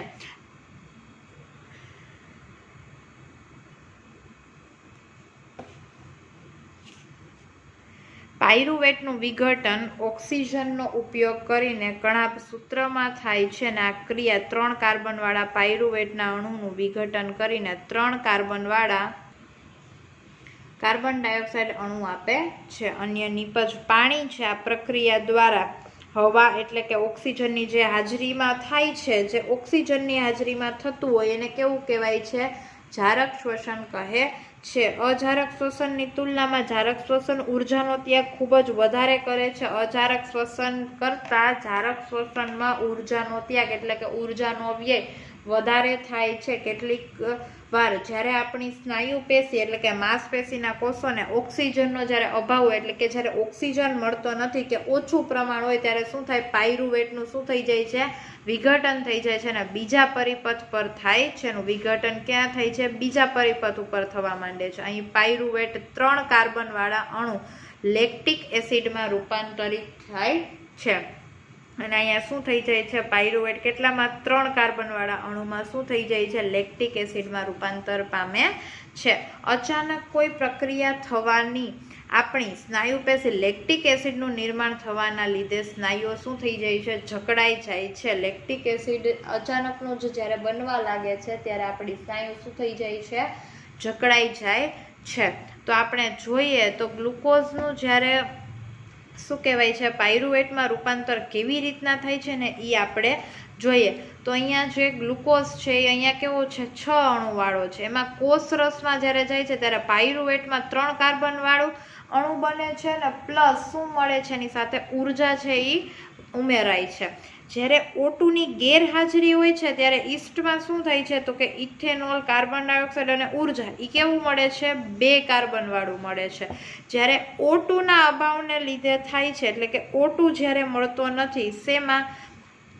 તો કે આપણી સ્નાયુ પેશીમાં આ ઈસ્ટમાં નથી મળતો ત્યારે શું થાય છે? ઇથેનોલ અને કાર્બન ડાયોક્સાઇડને ઉર્જા બને છે. પણ O2નો અભાવ જ્યારે આપણા સ્નાયુ પેશીમાં થાય છે ત્યારે શું બને છે? લેક્ટિક એસિડ પ્લસ ઉર્જા બને છે. અને જ્યારે O2ની જ્યારે હાજરી હોય છે ક્યાં હોય છે? કણાભ સૂત્રમાં હોય છે ત્યારે કાર્બન ડાયોક્સાઇડ પ્લસ પાણી પ્લસ ઉર્જા બને છે. આ વિવિધ પરિપથો દ્વારા શું થઈ જાય છે? ગ્લુકોઝનું વિઘટન થાય છે એનું કીધું છે. કોષીય શ્વસન દ્વારા મુક્ત થતી ઉર્જા તરત જ શેમાં કન્વર્ટ થાય છે? તો કે એટીપી નામના અણુના સ્વરૂપમાં શું પામે છે? સંશ્લેષણ પામે છે, જે કોષને અન્ય પ્રક્રિયાઓ માટે બળતણના રૂપે પ્રાપ્ત થાય છે. એટલે કે કોષોના અન્ય પ્રક્રિયાઓ માટે એટલે કે બધી જ પ્રક્રિયાઓ માટે તે કેવી થઈ જાય છે? બળતણ રૂપે એટલે કે બધી પ્રક્રિયામાં તે ઉપયોગી બને છે. એટીપીનું વિઘટન એક નિશ્ચિત પ્રમાણમાં ઉર્જાને શું કરે છે? મુક્ત કરે છે. એટલે કે જેટલી ઉર્જા જોઈએ છે એટલી જ ઉર્જા એટીપીનું વિઘટન કરે છે, જે કોષની અંદર થનારી આંતરોષ્મી પ્રક્રિયાઓનું સંચાલન કરે છે. એટલે કે જે પ્રક્રિયા અંદર થતી હોય છે એ પ્રક્રિયાનું શું કરે છે? એ સંચાલન કરે છે. જારક શ્વસન પરિપથ એટલે કે ઓક્સિજન પર આધારિત હોવાથી જારક સજીવો માટે પર્યાપ્ત માત્રામાં ઓક્સિજન પ્રાપ્ત કરતા રહેવું આવશ્યક હોય છે. જારક શ્વસન જ્યારે હોય એમાં ઓક્સિજન જ્યારે આધારિત હોય ને ત્યારે જારક સજીવો શું કરે? એને જેટલું ઓક્સિજન જોઈએ છે એટલું ઓક્સિજન એમને મળી રહેવું જોઈએ, એટલું આવશ્યક હોય છે. આપણે જોઈ ગયા કે વનસ્પતિઓ વાયુઓનું વિનિમય રંધ્ર દ્વારા કરે છે. વનસ્પતિમાં કેવી રીતના થાય? તો કે વાયુરંધ્ર ખુલે છે ને વાયુરંધ્ર બંધ થાય છે. એવી રીતના આંતરકોષીય અવકાશ તે શું હોય છે? સુનિશ્ચિત એટલે કે નક્કી કરેલું હોય છે કે તે કોષની અંદર જ આંતરકોષીય અવકાશમાં જ તે થાય છે. આ બધા કોષો સંપર્કમાં હોય છે. અહીં કાર્બન ડાયોક્સાઇડ અને ઓક્સિજનની આપલે પ્રસરણ દ્વારા થાય છે. ઓક્સિજન અને કાર્બન ડાયોક્સાઇડની આપલે શેના દ્વારા થાય છે? પ્રસરણ દ્વારા થાય છે. તે કોષોમાં કે તેનાથી દૂર અને બહાર હવામાં જઈ શકે છે. એ કોષોમાંથી શું થઈ જાય છે? દૂર થઈ જાય છે અને કાં તો બહાર હવામાં જઈ શકે છે. પ્રસરણની દિશા પર્યાવરણીય પરિસ્થિતિ અને વનસ્પતિની આવશ્યકતા પર શું કરે છે? આધારિત હોય છે, એની ઉપર ડિપેન્ડેડ હોય છે. રાત્રિ દરમિયાન જ્યારે કોઈ પ્રકાશ સંશ્લેષણની પ્રક્રિયા થતી નથી ત્યારે કાર્બન ડાયોક્સાઇડનું મુક્ત થવું મુખ્ય ઘટના બને છે. રાત્રિ દરમિયાન જ્યારે પ્રકાશ સંશ્લેષણ હોતો નથી ત્યારે કાર્બન ડાયોક્સાઇડનું મુક્ત મુક્ત થવું એ એક મુખ્ય ઘટના છે. દિવસ દરમિયાન એટલે કે દિવસે શ્વસન દરમિયાન નિર્માણ પામેલા CO2 પ્રકાશ સંશ્લેષણમાં શું થઈ જાય છે? વપરાઈ જાય છે, જેથી કોઈ CO2 મુક્ત થતો નથી. પ્રકાશ સંશ્લેષણ દ્વારા કોઈ જ CO2 મુક્ત થતો નથી. આ સમયે ઓક્સિજનનું મુક્ત થવું તે મુખ્ય ઘટના બને છે. ત્યારે માત્ર ઓક્સિજન જ મુક્ત થાય છે. પ્રાણીઓમાં પર્યાવરણમાંથી ઓક્સિજન મેળવવા અને ઉત્પન્ન થયેલા કાર્બન ડાયોક્સાઇડને મુક્ત કરવા માટે વિવિધ પ્રકારના અંગોનો શું થાય છે? વિકાસ થાય છે. શું કીધું છે? પ્રાણીઓમાં પર્યાવરણમાંથી ઓક્સિજન મેળવવા માટે અને ઉત્પન્ન થયેલા કાર્બન ડાયોક્સાઇડને મુક્ત કરવા માટે શેની જરૂર પડે છે? વિવિધ પ્રકારના અંગોની. અને સ્થળચર પ્રાણી વાતાવરણમાંથી ઓક્સિજન મેળવી શકે છે. એટલે કે જે જમીન પર અને પાણીમાં બંને જગ્યાએ રહે છે, સ્થળચર પ્રાણી જે છે એ વાતાવરણમાંથી શેનો ઉપયોગ કરે છે? ઓક્સિજનનો. પરંતુ જો પ્રાણીઓ જળચર હોય તો તેઓએ પાણી દ્વારા ઓક્સિજનનો જ ઉપયોગ કરવો પડે છે. જો એ જળચર હોય, જેને જળમાં જ રહેવું પસંદ હોય, તો એ શું કરે છે? શેનો ઉપયોગ કરે છે? પાણીનો ઉપયોગ કરે છે. અને સ્થળચર એટલે કે ઉપર જ રહેતું હોય, જે જમીન ઉપર જ રહેતું હોય, એને તો વાતાવરણમાંથી માત્ર ઓક્સિજનની જ જરૂર પડે છે. આપણે પ્રવૃત્તિ જોઈએ તો પ્રવૃત્તિ એક માછલી ઘરમાં માછલીનું અવલોકન કરો. તેઓ મોં ખોલે અને બંધ કરે છે, જેની સાથે આંખોની પાછળની ઝાલરફાટ કે ઝાલરફાટને ઢાંકતી ઢાંકણ પણ ખુલે છે અને બંધ થાય છે. શું મોં તથા ઝાલરફાટોના ખુલવા અને બંધ થવાના સમય વચ્ચે કોઈ પ્રકારનો સંબંધ છે? ગણતરી કરો કે માછલી 1 મિનિટમાં કેટલી વખત મોં ખોલે છે અને કેટલી વખત બંધ કરે છે. તમે 1 મિનિટમાં કેટલી વખત શ્વાસ અંદર બહાર કરો છો તેની સાથે તેને સરખાવો. પાણીમાં દ્રાવ્ય ઓક્સિજનનું પ્રમાણ હવામાં રહેલા ઓક્સિજનના પ્રમાણ કરતાં ખૂબ જ ઓછું હોવાથી જળચર પ્રાણીઓના શ્વસન દર સ્થળચર પ્રાણીઓના તુલનામાં ઘણો ઝડપી હોય છે. શું કીધું છે? પાણીમાં દ્રાવ્ય ઓક્સિજન, પાણીમાં મિક્સ જે ઓક્સિજન છે એનું પ્રમાણ હવામાં રહેલા ઓક્સિજનના પ્રમાણ કરતાં કેવું હોય છે? ખૂબ જ ઓછું હોવાથી જે જળચર પ્રાણી છે એના શ્વસન દર સ્થળચર પ્રાણી કરતાં કેવો હોય છે? ઝડપી હોય છે. એટલે કે જે બહાર જમીન ઉપર રહેતા પ્રાણી કરતાં જળચર પ્રાણીની તુલનામાં એનો કેવો હોય છે? ઓક્સિજનનું પ્રમાણ ઘણું ઝડપી હોય છે. માછલી પોતાના મોં દ્વારા પાણી મેળવે છે અને પ્રયત્નપૂર્વક ઝાલર સુધી પહોંચાડે છે, જ્યાં રુધિર દ્વારા દ્રાવ્ય ઓક્સિજન મેળવાય છે. ત્યાં જ્યારે ઝાલર સુધી પહોંચે છે ત્યાં એને રુધિર દ્વારા શું મળી જાય છે? એને ઓક્સિજન મળી જાય છે. સ્થળચર પ્રાણી શ્વસન માટે વાતાવરણમાંનો ઓક્સિજનનો જ ઉપયોગ કરે છે. વિવિધ સજીવોમાં આ સજીવ ભિન્ન ભિન્ન અંગો દ્વારા શોષણ પામે છે. આ બધા અંગોમાં એક એવી રચના હોય છે કે જે તેના સપાટીના ક્ષેત્રફળમાં શું કરે છે? વધારો કરે છે, જે વધુ ઓક્સિજનયુક્ત વાતાવરણના સંપર્કમાં રહે છે. ઓક્સિજન તેમજ કાર્બન ડાયોક્સાઇડ જે હોય છે વિનિમય એટલે કે આ સપાટીની આરપાર થતું હોવાના લીધે આ સપાટી ખૂબ જ કેવી હોય છે? પાતળી અને નાજુક એટલે કે પાતળી અને નરમ હોય છે. આ સપાટીનું રક્ષણ કરવાના હેતુથી શરીરની અંદર ગોઠવણી હોય છે. માટે આ ક્ષેત્રમાં હવાને આવવા માટે કોઈ રસ્તા હોવા જોઈએ. જ્યાં ઓક્સિજનનું શોષણ થાય છે તે વિસ્તારમાં હવા અંદર અને બહાર જવા માટે ખાસ ક્રિયાવિધિ હોય છે. મનુષ્યમાં નસકોરા દ્વારા હવા શરીરમાં લેવામાં આવે છે.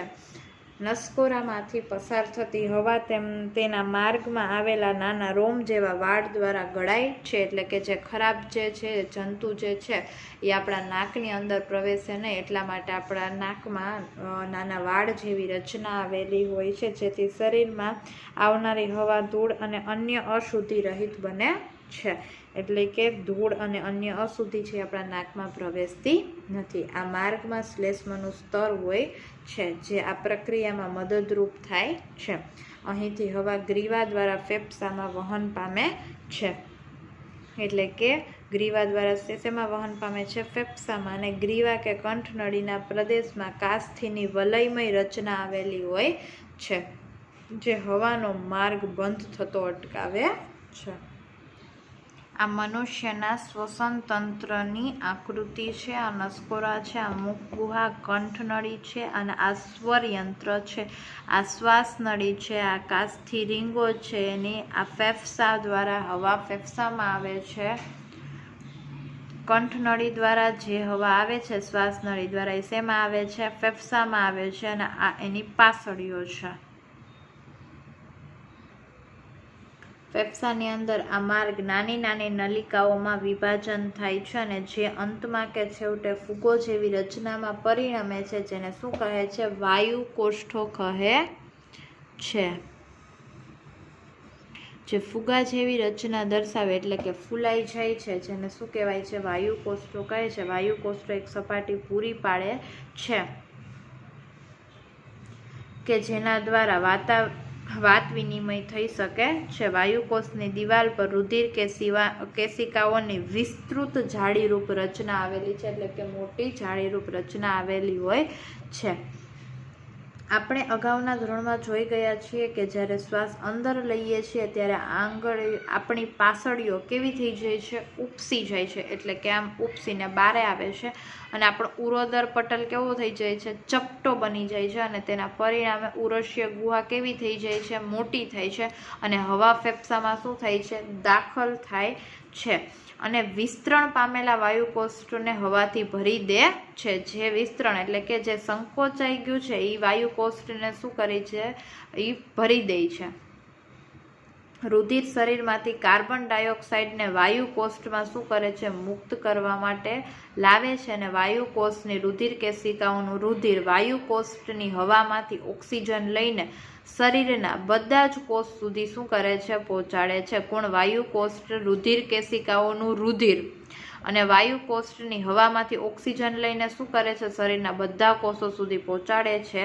શ્વાસોચ્છ્વાસ ચક્ર દરમિયાન જ્યારે હવા અંદર અને બહાર આવગમન પામે છે ત્યારે ફેફસા હંમેશા હવાના વિનિમય માટે શું હોય છે? વિશિષ્ટ દર્શાવે છે, એટલે કે વિશિષ્ટતા દર્શાવે છે, જેથી ઓક્સિજન શોષણ અને કાર્બન ડાયોક્સાઇડને વાતાવરણમાં શું કરવામાં આવે છે?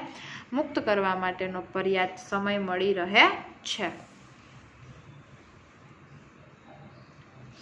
જ્યારે પ્રાણી કદમાં મોટું હોય છે ત્યારે ખાલી પ્રસરણ દાબ વડે બધા અંગોમાં ઓક્સિજન પહોંચાડવો અશક્ય હોય છે. એટલે કે જ્યારે પ્રાણીઓનું કદ મોટું હોય છે ત્યારે શું થાય છે? તો કે ફેફસા જે છે એ હવામાંથી શ્વસન રંજક લઈને દ્રવ્યકણને ઓક્સિજન લઈને તે પેશીઓ સુધી પહોંચાડે છે. ફેફસામાંથી હવા લઈને શ્વસન રંજક દ્વારા દ્રવ્યકણ ઓક્સિજન જે છે એ લઈને ક્યાં સુધી પહોંચાડે છે? પેશીઓ સુધી પહોંચાડે છે, જેમાં ઓક્સિજનની શું હોય છે? ઉણપ, એટલે કે ઓક્સિજનની ખોટ હોય છે.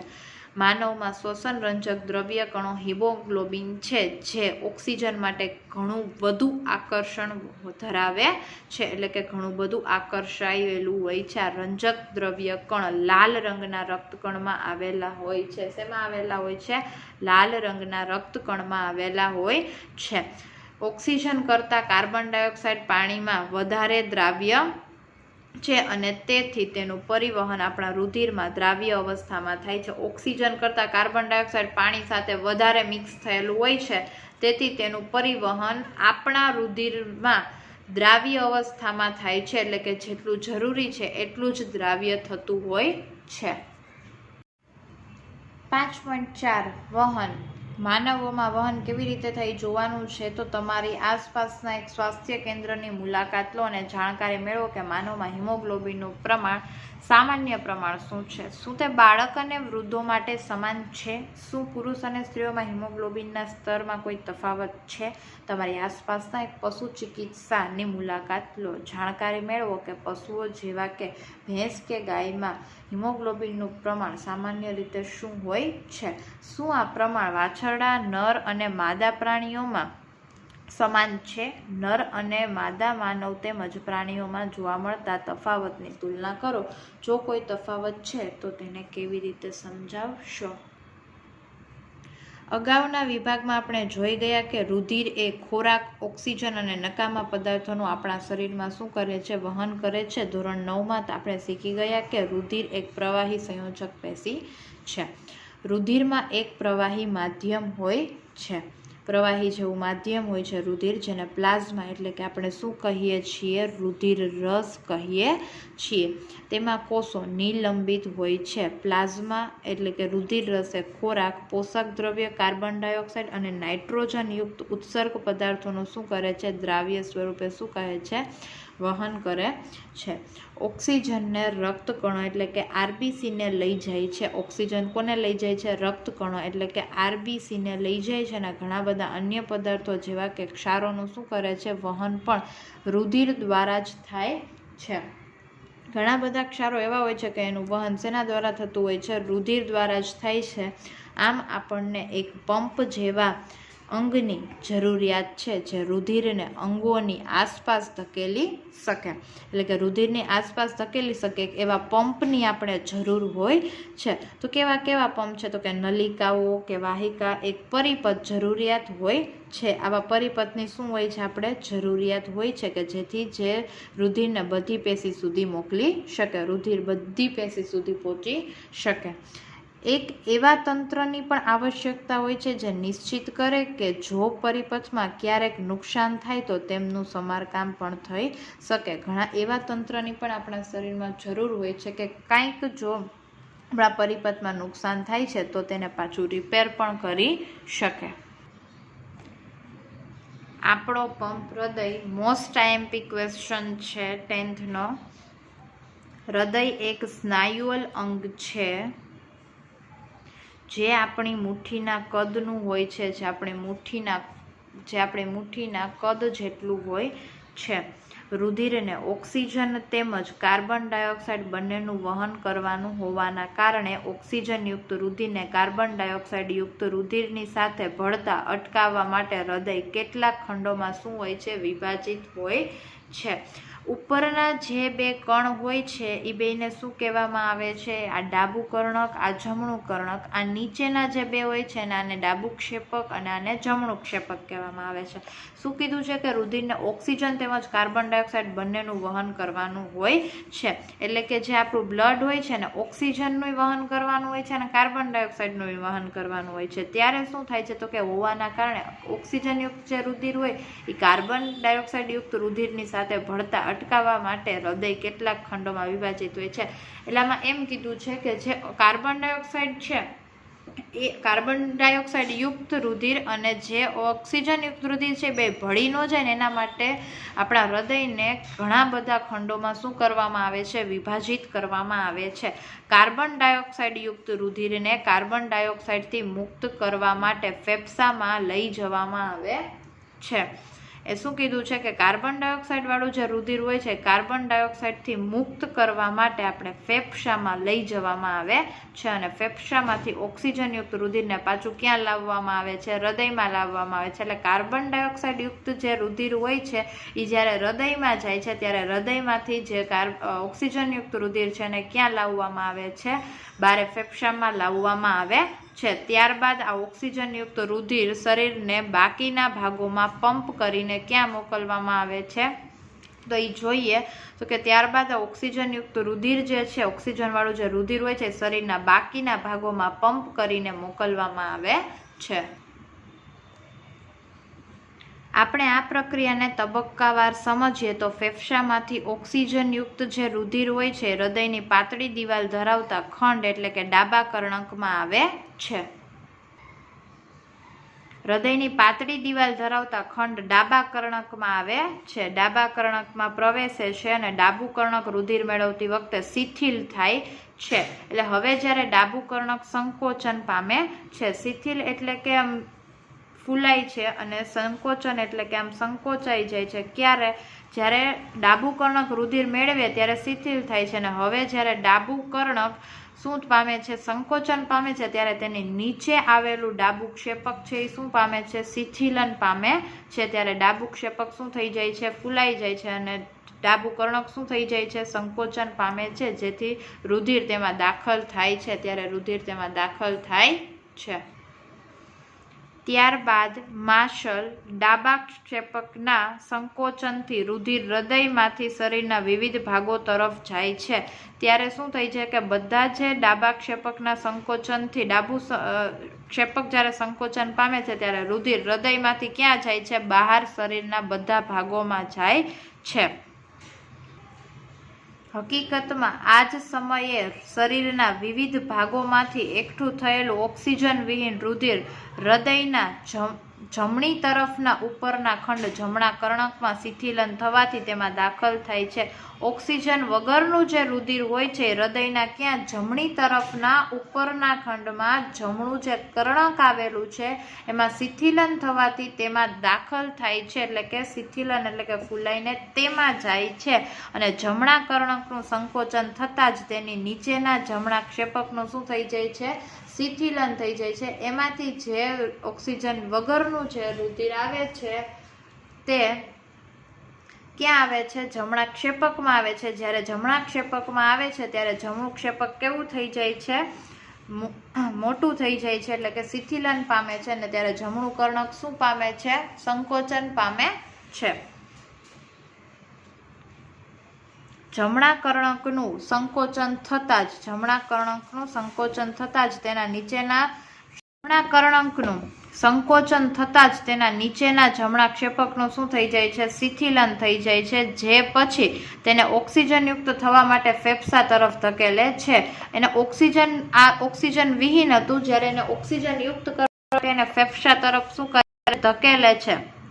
ક્ષેપકો રુધિરને શરીરના વિવિધ ભાગો તરફ ધકેલવાનું હોવાથી ક્ષેપકની દિવાલ કર્ણકોની સાપેક્ષમાં માસલ જેવી અને જાડી હોય છે. ક્ષેપકની દિવાલ કેવી હોય છે? જાડી. અને કર્ણકની દિવાલ કેવી હોય છે? પાતળી હોય છે. અને વાલ્વ સુનિશ્ચિત કરે છે, એટલે કે વાલ્વ જે હોય છે એ સુનિશ્ચિત હોય છે. ત્યાં જ વાલ્વ ખુલે છે કે કર્ણક કે ક્ષેપક સંકોચાય ત્યારે રુધિરનું તે જ માર્ગે પાછું વહન ન થાય. એટલે કે જેથી કરીને જ્યારે સંકોચન થાય છે, એટલે કે સંકોચનને શિથિલન થાય છે ત્યારે વાલ્વ ખુલે છે અને ઈ જ રસ્તે પાછા ના જાય એના માટે શું કરે છે? પાછું વહન ન થાય એના માટે સંકોચન પામે છે. કોણ સંકોચન પામે છે? ક્ષેપકો. ફેફસામાં ઓક્સિજનનો રુધિરમાં પ્રવેશ. ફેફસામાં ઓક્સિજન ક્યારે પ્રવેશ કરે છે? તો કે હૃદયના જમણા તેમજ ડાબા ખંડોમાં વહેંચવાની રીત હોય છે. એમાં ઓક્સિજન યુક્ત અને ઓક્સિજન વિહીન. ડાબી સાઈડ ઓક્સિજન યુક્ત હોય છે અને જમણી સાઈડ ઓક્સિજન વિહીન હોય છે. રુધિરને મિશ્રિત થતું અટકાવવા માટે લાભદાયક છે. આ વહેંચણી શરીરને ઓક્સિજનનો વધુ કાર્યદક્ષ પુરવઠો પૂરો પાડે છે. એટલે કે વધુ કાર્ય કરવા માટે ઓક્સિજન એને કાર્યદક્ષ કરવા માટે પુરવઠો શું પૂરો પાડે છે. પક્ષી અને સસ્તનની જેમ પ્રાણીઓ કે જેઓને વધુ ઉર્જાની જરૂરિયાત હોય છે તેઓ માટે આ પદ્ધતિ ખૂબ જ લાભદાયક છે. એટલે કે જેને ઉર્જાની વધારે જરૂરિયાત પડે છે એના માટે આ જે પદ્ધતિ છે એ કેવી છે? લાભદાયક, એટલે કે ખૂબ જ જરૂરી છે. કારણ કે તેમને શરીરના તાપમાન જાળવી રાખવા માટે નિરંતર ઉર્જાની શું પડે છે? જરૂરિયાત હોય છે. એટલે કે જેટલી તાપમાનની જરૂર પડે એટલી એને તાપમાન મળી રહે અને એટલી એની ઉર્જાની જરૂર પડે છે. તેવા પ્રાણીઓ કે જેઓને આ કાર્ય માટે ઉર્જાનો ઉપયોગ કરવો હોતો નથી, એટલે કે જેને ઉર્જાની જરૂર પડતી નથી, તેઓના શરીરના તાપમાન પર્યાવરણના તાપમાન પર આધારિત હોય છે. એ જે બધા પ્રાણીઓ હોય છે એના શરીર કેવા હોય છે? તાપમાન એટલે કે પર્યાવરણના તાપમાન ઉપર એ આધાર હોય છે, એની ઉપર નિર્ભર હોય છે. ઉભયજીવી પ્રાણીઓ કે ઘણા સરીસૃપ જેવા પ્રાણીઓમાં ત્રિખંડી હૃદય હોય છે. ઘણા બધા પ્રાણીઓ અને સરીસૃપ હોય છે એમાં પ્રાણીઓમાં ત્રિખંડી હૃદય હોય છે, એટલે કે 3 ખંડવાળું હૃદય આવેલું હોય છે. અને તેઓ ઓક્સિજન યુક્ત અને ઓક્સિજન વિહીન રુધિર પ્રવાહને કેટલીક હદ સુધી મિશ્રિત થવાની ઘટનાને પણ સહન કરી શકે છે. શું કહે છે કે એ ઓક્સિજન યુક્ત અને ઓક્સિજન વિહીન રુધિર પ્રવાહને કેટલીક હદ સુધી મિશ્રિત થવાની ઘટના, એટલે કે ક્યારેક મિક્સ થઈ જાય છે બેનને, તો એને સહન કરી શકે છે. બીજી તરફ માછલીનું જે હૃદય હોય છે માત્ર 2 જ ખંડનું બનેલું હોય છે.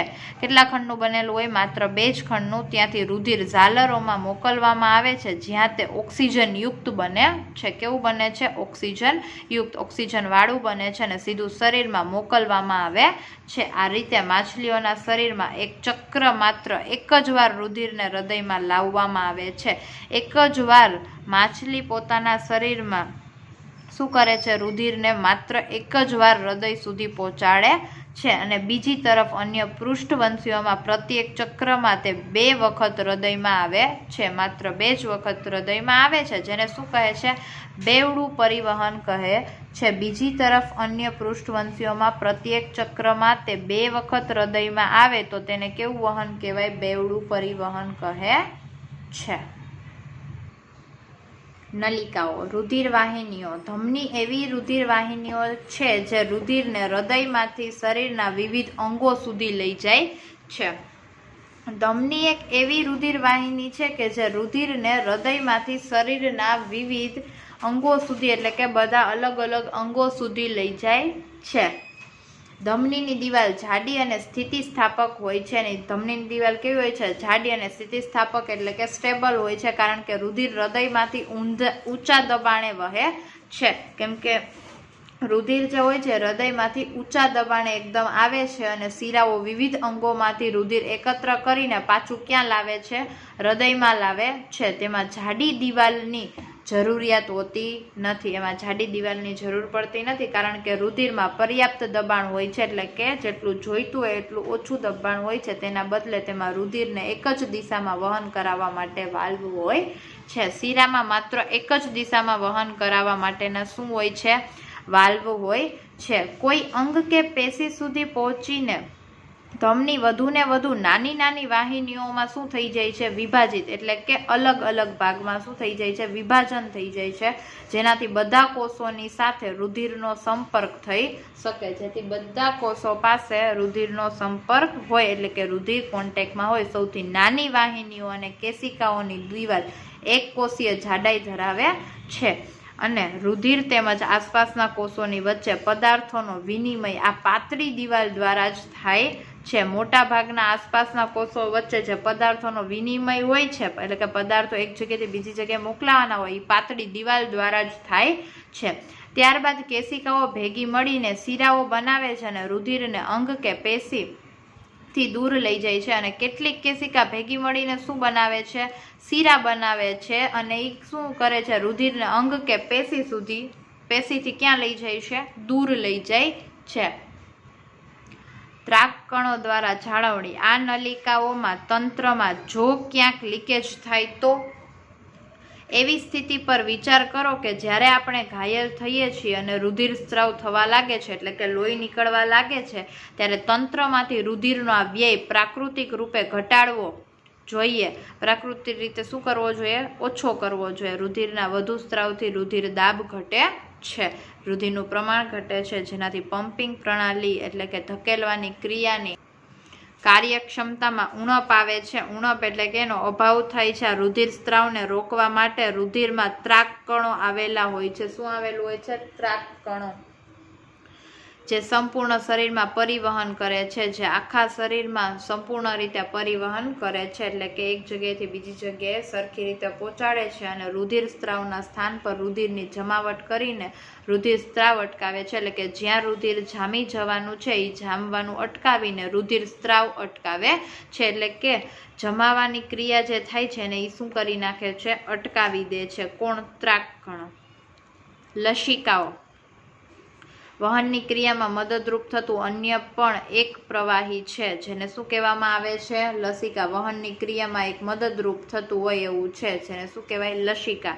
કેશિકાઓની દિવાલમાં આવેલા છિદ્રો દ્વારા કેટલાક રુધિર રસ, એટલે કે પ્લાઝમા, પ્રોટીન અને રુધિર કોષો બહાર નીકળીને પેશીના આંતરકોષીય અવકાશમાં આવે છે. ક્યાં આવે છે? બહાર. રુધિર કોષોમાંથી નીકળી જાય છે અને ક્યાં આવે છે? પેશીઓના આંતરકોષીય અવકાશમાં, એટલે કે અંદરના જે કોષ હોય છે એની જે અવકાશ હોય છે એની અંદર આવે છે. અને લસિકાનું શું કરે છે? નિર્માણ કરે છે. તે રુધિરના રુધિર રસ જેવું જ હોય છે, પરંતુ તે કેવું હોય છે? રંગહીન, એટલે કે રંગ વગરનું હોય અને અલ્પ માત્રામાં પ્રોટીન ધરાવે અને એમ પ્રોટીન કેવું ધરાવે છે? ઓછું ધરાવે છે. લસિકા આંતરકોષીય વાહિકા બનાવે છે અને અંતમાં મોટી શિરામાં ખુલે છે. લસિકા શું કરે? આંતરકોષીય વાહિકા બનાવે અને અંતમાં મોટી શિરામાં ખુલે છે. પચેલો આહાર અને નાના આંતરડા દ્વારા અભિશોષણ પામેલા ચરબીનું વહન લસિકા દ્વારા થાય છે. નાના આંતરડામાં અભિશોષણ દ્વારા ચરબીનું વહન એટલે કે મોટા જે ગોલકોમાં જે વહન થયું છે એ શેમાં વહન પામે છે? લસિકા દ્વારા વહન પામે છે. અને વધારાના પ્રવાહીને બાહ્ય કોષીય અવકાશમાંથી પાછું રુધિરમાં લઈ જાય છે અને જે વધારાનું પ્રવાહી છે જે આપણા કામનું નથી એને શું કરે છે? બાહ્ય કોષ એટલે કે બહારના કોષો દ્વારા અવકાશમાં કે બહારની જે અવકાશ છે જે જગ્યા છે એમાં એ શું લઈ જાય છે? પાછું રુધિર તરફ લઈ જાય છે. વનસ્પતિમાં વહન આપણે આ પહેલા ચર્ચા કરી ગયા છીએ કે વનસ્પતિ કેવી રીતે CO2 જેવા સરળ સંયોજનો મેળવે છે અને પ્રકાશ સંશ્લેષણ દ્વારા ઉર્જાનો સંગ્રહ કોના દ્વારા કરે છે? ક્લોરોફિલ યુક્ત અંગો. ક્લોરોફિલ વાળા જે અંગો હોય એના દ્વારા એનો શું કરે છે? ઉપયોગ કરે છે, જે પર્ણોમાં કરે છે. વનસ્પતિ શરીરના નિર્માણ માટે જરૂરી અન્ય કાચી સામગ્રી અલગથી પ્રાપ્ત કરે છે. અલગથી એ શું કરે છે? કાચી સામગ્રી મેળવે છે અને વનસ્પતિ માટે નાઇટ્રોજન, સલ્ફર અને બીજા ખનિજ ક્ષારો માટે ભૂમિ નજીકના તેમજ ભરપૂર સ્ત્રોત છે. એટલે કે વનસ્પતિઓ માટે નાઇટ્રોજન, સલ્ફર અને બીજા ખનિજ ક્ષારો ઉપયોગી હોય એ ભૂમિ માટે ખૂબ જ અગત્યના એટલે કે એના માટે ભરપૂર સ્ત્રોત છે એવું કહી શકાય. જેથી આ પદાર્થોનું શોષણ મૂળ દ્વારા જે ભૂમિના સંપર્કમાં રહે છે, મૂળ દ્વારા થાય એટલે એ કોના સંપર્કમાં રહે છે? ભૂમિના સંપર્કમાં રહે છે, તેના દ્વારા જ થાય છે. જો ભૂમિના સંપર્કવાળા અંગોમાં અને ક્લોરોફિલ યુક્ત અંગોમાં અંતર બહુ જ કેવું હોય છે? ઓછું, બહુ જ ઓછું અંતર હોય છે તો ઉર્જા તેમજ કાચી સામગ્રી વનસ્પતિના દેહના બધા ભાગોમાં આસાનીથી પ્રસરણ થઈ શકે છે. જો ક્લોરોફિલ યુક્ત અંગોમાં અંતર બહુ ઓછું હોય ને તો ઉર્જા તેમજ કાચી સામગ્રી કેવી થઈ જાય? જલ્દીથી એક જગ્યાએથી બીજી જગ્યાએ પ્રસરણ થઈ શકે. જો વનસ્પતિ શરીર કે દેહની આ રચનામાં પરિવર્તનને કારણે આ અંતર વધતું થાય તો પર્ણોમાંથી કાચી સામગ્રી અને મૂળમાં ઉર્જા મેળવવા માટે પ્રસરણ ક્રિયા પ્રાપ્ત થતી નથી.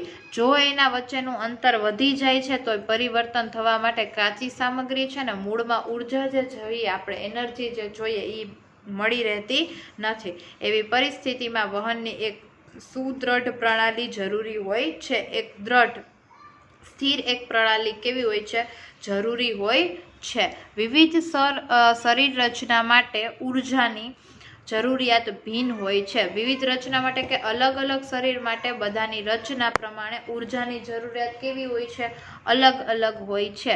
વનસ્પતિ પ્રચલન કરતી વખતે એટલે વનસ્પતિ પ્રચલન કરતી નથી, વનસ્પતિ ચાલી શકતી નથી અને વનસ્પતિ શરીરની અનેક પેશીમાં વધુ માત્રામાં મૃત કોષો આવેલા હોય છે.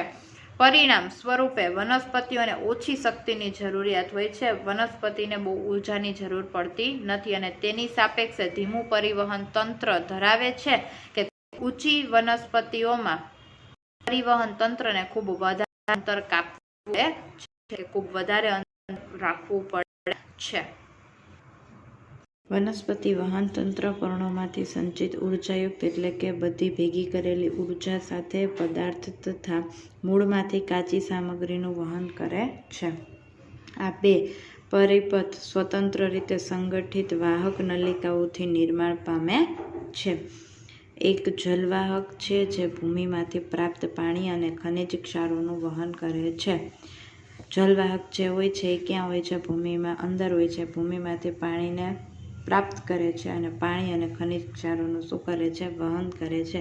બીજી અન્વાહક છે જે પર્ણોમાંથી પ્રકાશ સંશ્લેષણની નિપજનું શું કરે છે? સંશ્લેષણ કરે છે અને ત્યાંથી વનસ્પતિના અન્ય ભાગો સુધી વહન કરે છે. આપણે આ પેશીઓની રચનાઓ વિસ્તૃત અભ્યાસ ધોરણ 9માં કરી ગયા છીએ.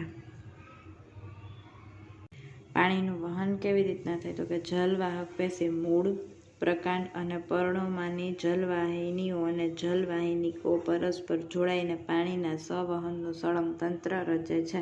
સળંગ તંત્ર એટલે કે સીધું તંત્ર રચે છે. જલવાહિનીઓના એક સતત નલિકા જેવી રચના બનાવે છે. જલવાહિનિકા શું કરે છે? સતત નલિકા જેવી એટલે કે નાની નળી જેવી રચના બનાવે છે, જે વનસ્પતિના બધા ભાગોની સાથે કેવી હોય છે? જોઈન્ટ એટલે કે જોડાયેલી હોય છે. મૂળના કોષો ભૂમિમાં સંપર્કમાં હોય છે. મૂળના કોષો શેના સંપર્કમાં હોય છે? ભૂમિના સંપર્કમાં હોય છે અને તે સક્રિય સ્વરૂપે આયન પ્રાપ્ત કરે છે. અને શું પ્રાપ્ત કરે છે? વધારે પ્રમાણમાં આયન. આ મૂળ અને ભૂમિની વચ્ચે આયન સંકેન્દ્રણમાં તફાવત કરે છે. મૂળ અને ભૂમિ વચ્ચે શું કરે છે? આયનના સંકેન્દ્રણ એટલે કે આયન એક જગ્યાએથી બીજી જગ્યાએ મોકલવાનું સંકેન્દ્રણ નો તફાવત ઉત્પન્ન કરે છે. આ તફાવતને દૂર કરવા માટે ભૂમિમાંથી પાણી મૂળમાં પ્રવેશ કરે છે. તેનો અર્થ એ છે કે પાણીનો અવિરત વહન મૂળની જલવાહકની મદદથી થાય છે. એટલે કે પાણીનું જે વહન છે એ કની મદદથી થાય છે? મૂળની મદદથી, જલવાહકની મદદથી થાય છે અને પાણીના સ્તંભનું નિર્માણ કરે છે. અને પાણીના સ્તંભ એટલે કે પાણી જે હોય છે એનું સ્તંભનું નિર્માણ કરે છે, જે સતત ઉપરની તરફ ધકેલાય છે. એટલે કે સતત ઉપરની તરફ ધકેલાય એટલે કે ઉપરની તરફ જાય છે. આપણે સામાન્ય રીતે વનસ્પતિઓની જે ઊંચાઈ જોઈએ છે તે ઊંચાઈ સુધી પાણીને પહોંચાડવા આ દબાણ સ્વયં પર્યાપ્ત નથી. એટલે કે બહુ પોતાની રીતે પર્યાપ્ત થાય એવું જરૂરી નથી. વનસ્પતિ જલવાહકમાં ઉપરની તરફ પોતાની સૌથી વધુ ઊંચા બિંદુ સુધી પાણીને પહોંચાડવાની અન્ય યુક્તિ વાપરે છે. એટલે કે બીજી રીત વાપરે છે. એમ માની લઈએ કે વનસ્પતિને પૂરતા પ્રમાણમાં પાણીની પ્રાપ્તિ થાય છે. એટલે કે પૂરતા પ્રમાણમાં પાણી મળી રહે છે.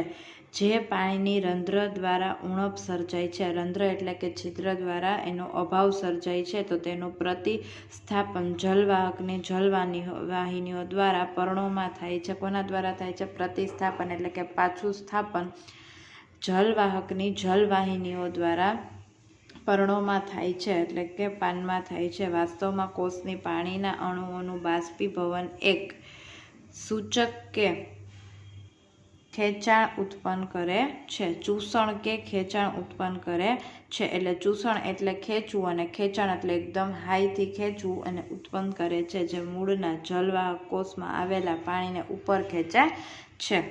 મૂળમાં જે પાણી હોય છે જલવાહક કોષો ક્યાં ખેંચે છે? ઉપરની તરફ ખેંચે છે. અને વનસ્પતિના હવાઈ ભાગો દ્વારા બાષ્પના સ્વરૂપમાં પાણીનો વ્યય થાય તો તેને કેવું કહેવાય? બાષ્પોત્સર્જન કહે છે.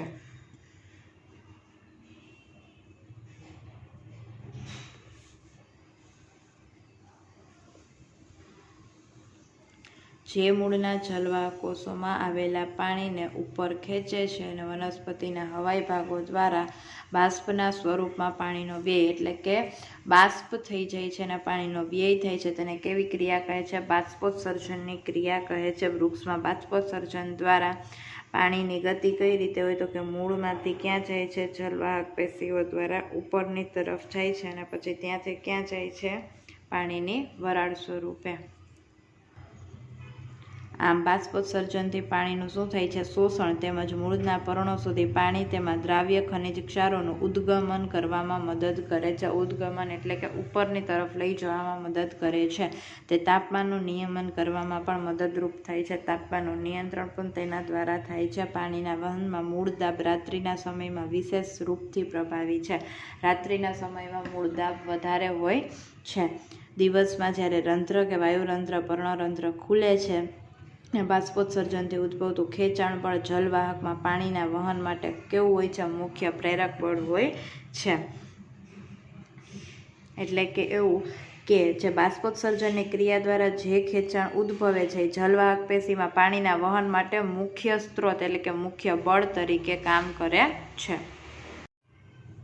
ખોરાક અને અન્ય પદાર્થોનું સ્થળાંતરણ.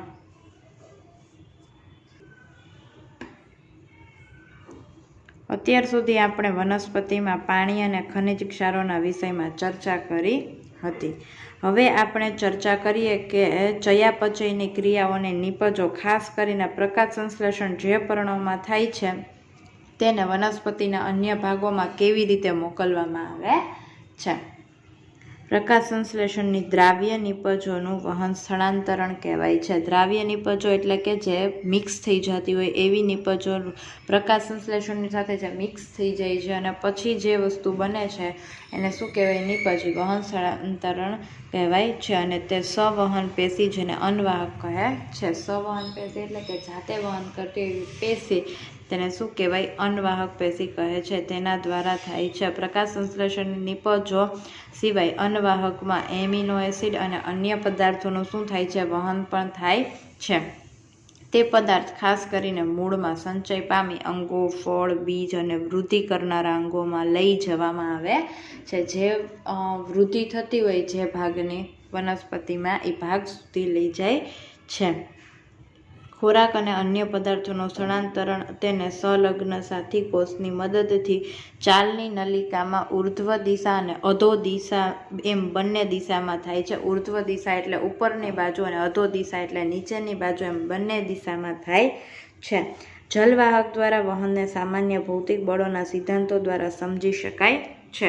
જલવાહકને કને સામાન્ય સિદ્ધાંતો ભૌતિક બળોના સિદ્ધાંતો દ્વારા સમજી શકાય છે. તેનાથી વિરુદ્ધ અન્વાહક દ્વારા સ્થળાંતરણ જે ઉર્જાના ઉપયોગથી થાય દર્શાવવામાં આવે છે. સુક્રોઝ જેવા પદાર્થ કેવા હોય છે? અન્વાહક પેશીમાં એટીપીમાંથી પ્રાપ્ત ઉર્જાના ઉપયોગથી સ્થળાંતરણ પામે છે. એટીપીમાંથી જે ઉર્જા મળે છે એમાંથી શું કરે? સ્થળાંતરણ એટલે કે એક જગ્યાએથી બીજી જગ્યાએ જાય છે. તેનાથી પેશીમાં આશ્રુતિ દાબ વધે છે જેનાથી પાણીમાં તેમાં પ્રવેશ કરે છે. આશ્રુતિ દાબ એટલે કે ગમે એ વસ્તુનું ફૂલ ફોર્સથી આવવું અને એ શું કરે? એનામાં પ્રવેશ થઈ જાય. ખૂબ દબાણ. આ દબાણ પદાર્થને અન્વાહકમાંથી ઓછું દબાણ ધરાવતી પેશી તરફ લઈ જાય છે.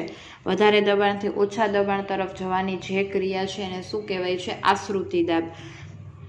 તે અન્વાહકને વનસ્પતિની જરૂરિયાતને અનુસાર પદાર્થોનું શું કરે છે? સ્થળાંતરણ પ્રેરે છે. ઉદાહરણ તરીકે વસંત ઋતુમાં મૂળ તેમજ પ્રકારની પેશીમાં સંચિત શર્કરાનું શું થઈ જાય છે?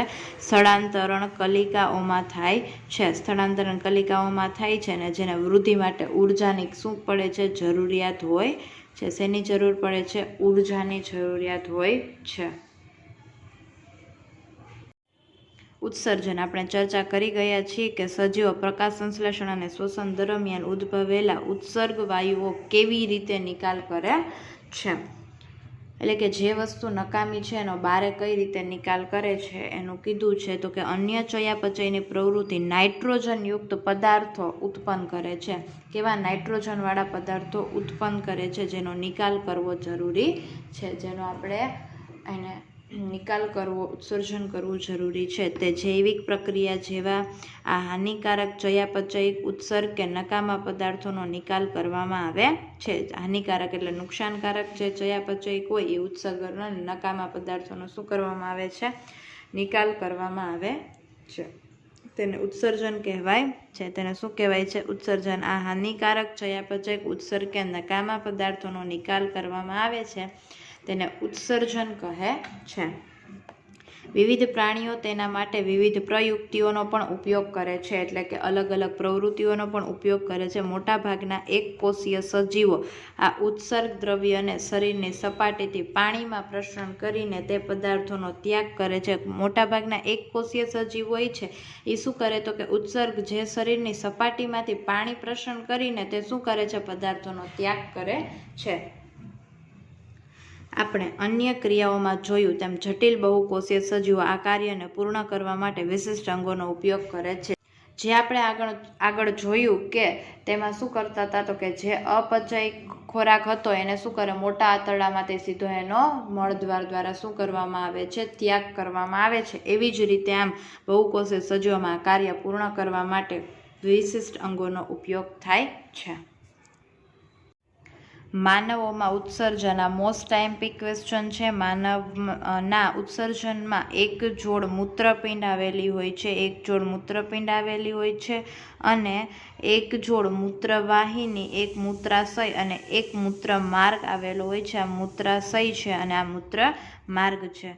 મૂત્રપિંડો ઉદરમાં કરોડ સ્તંભની બંને પાર્શ્વ બાજુએ આવેલા હોય છે. પાર્શ્વ બાજુએ એટલે કે પાછળની બાજુએ આવેલા હોય છે.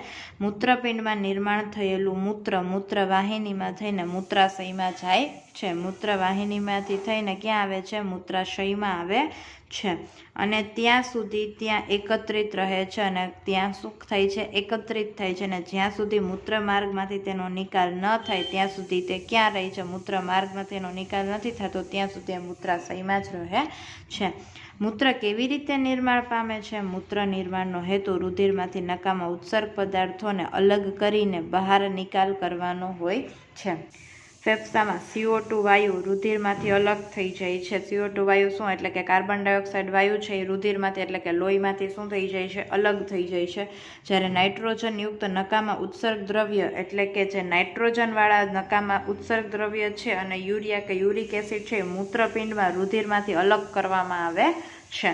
આ કોઈ આશ્ચર્ય પ્રમાણે તેવી બાબત નથી કે ફેફસામાંની જે મૂત્રપિંડમાં પાયારૂપ ગાળણ એકમ તરીકે ખૂબ જ પાતળી દિવાલવાળી રુધિર કેશિકાઓનું આ ગુચ્છ છે. આ પાતળી દિવાલવાળી રુધિર કેશિકાનું ગુચ્છ છે.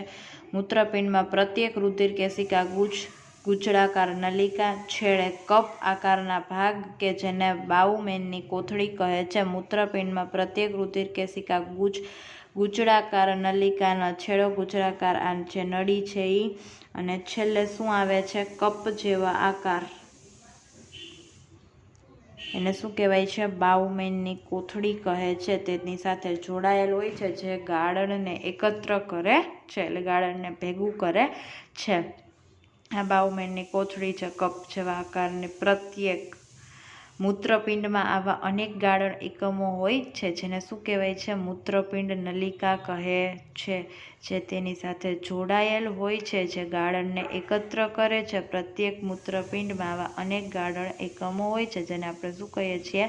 મૂત્રપિંડ નલિકા કહે છે. અહીંયાથી ચાલુ કરીને મૂત્રપિંડ નલિકામય ભાગ છે આખે આખો અને અહીંયાથી આ જે ઉપર જાય છે અને અહીંયા શું થાય છે? બાઉમેનની કોથળી આવેલી હોય છે જે એક સાથે નિકટતમ રીતે ગોઠવાયેલી હોય છે એટલે કે એકદમ નજીક ગોઠવાયેલી હોય છે. પ્રારંભિક ગાળણમાં કેટલાક પદાર્થ જેવા કે ગ્લુકોઝ, એમિનો એસિડ, ક્ષાર અને વાયુ વધુ માત્રામાં પાણી હોય છે. જેમ જેમ આ મૂત્ર નલિકામાંથી વહન પામે છે તેમ તેમ આ પદાર્થોનું શું થાય છે? પસંદગીશીલ પુનઃ શોષણ થાય છે એટલે કે પાછું એનું શોષણ થવા લાગે છે. અને પાણીના પુનઃ શોષણનું પ્રમાણ શરીરમાં કેટલાક પ્રમાણમાં વધારાનું પાણી છે તથા કેટલાક નકામા પદાર્થોનું ઉત્સર્જન કરવાનું છે તેના પર આધાર રાખે છે. પ્રત્યેક મૂત્રપિંડમાં નિર્માણ પામનારું મૂત્ર એક લાંબી નલિકા જેને શું કહેવાય છે? મૂત્રવાહિની કહે છે. લાંબી નલિકા આવેલી હોય છે ને શું કહેવામાં છે? મૂત્રવાહિની કહે છે. તેમાં પ્રવેશ કરે છે અને જે મૂત્રપિંડને મૂત્રાશય સાથે શું કરે છે? જોડે છે. જ્યાં સુધી વિસ્તૃત થયેલું મૂત્રાશય દબાણ મૂત્રમાર્ગ દ્વારા તેને બહાર ન કરી દે ત્યાં સુધી મૂત્રાશય દબાણ અનુભવે છે.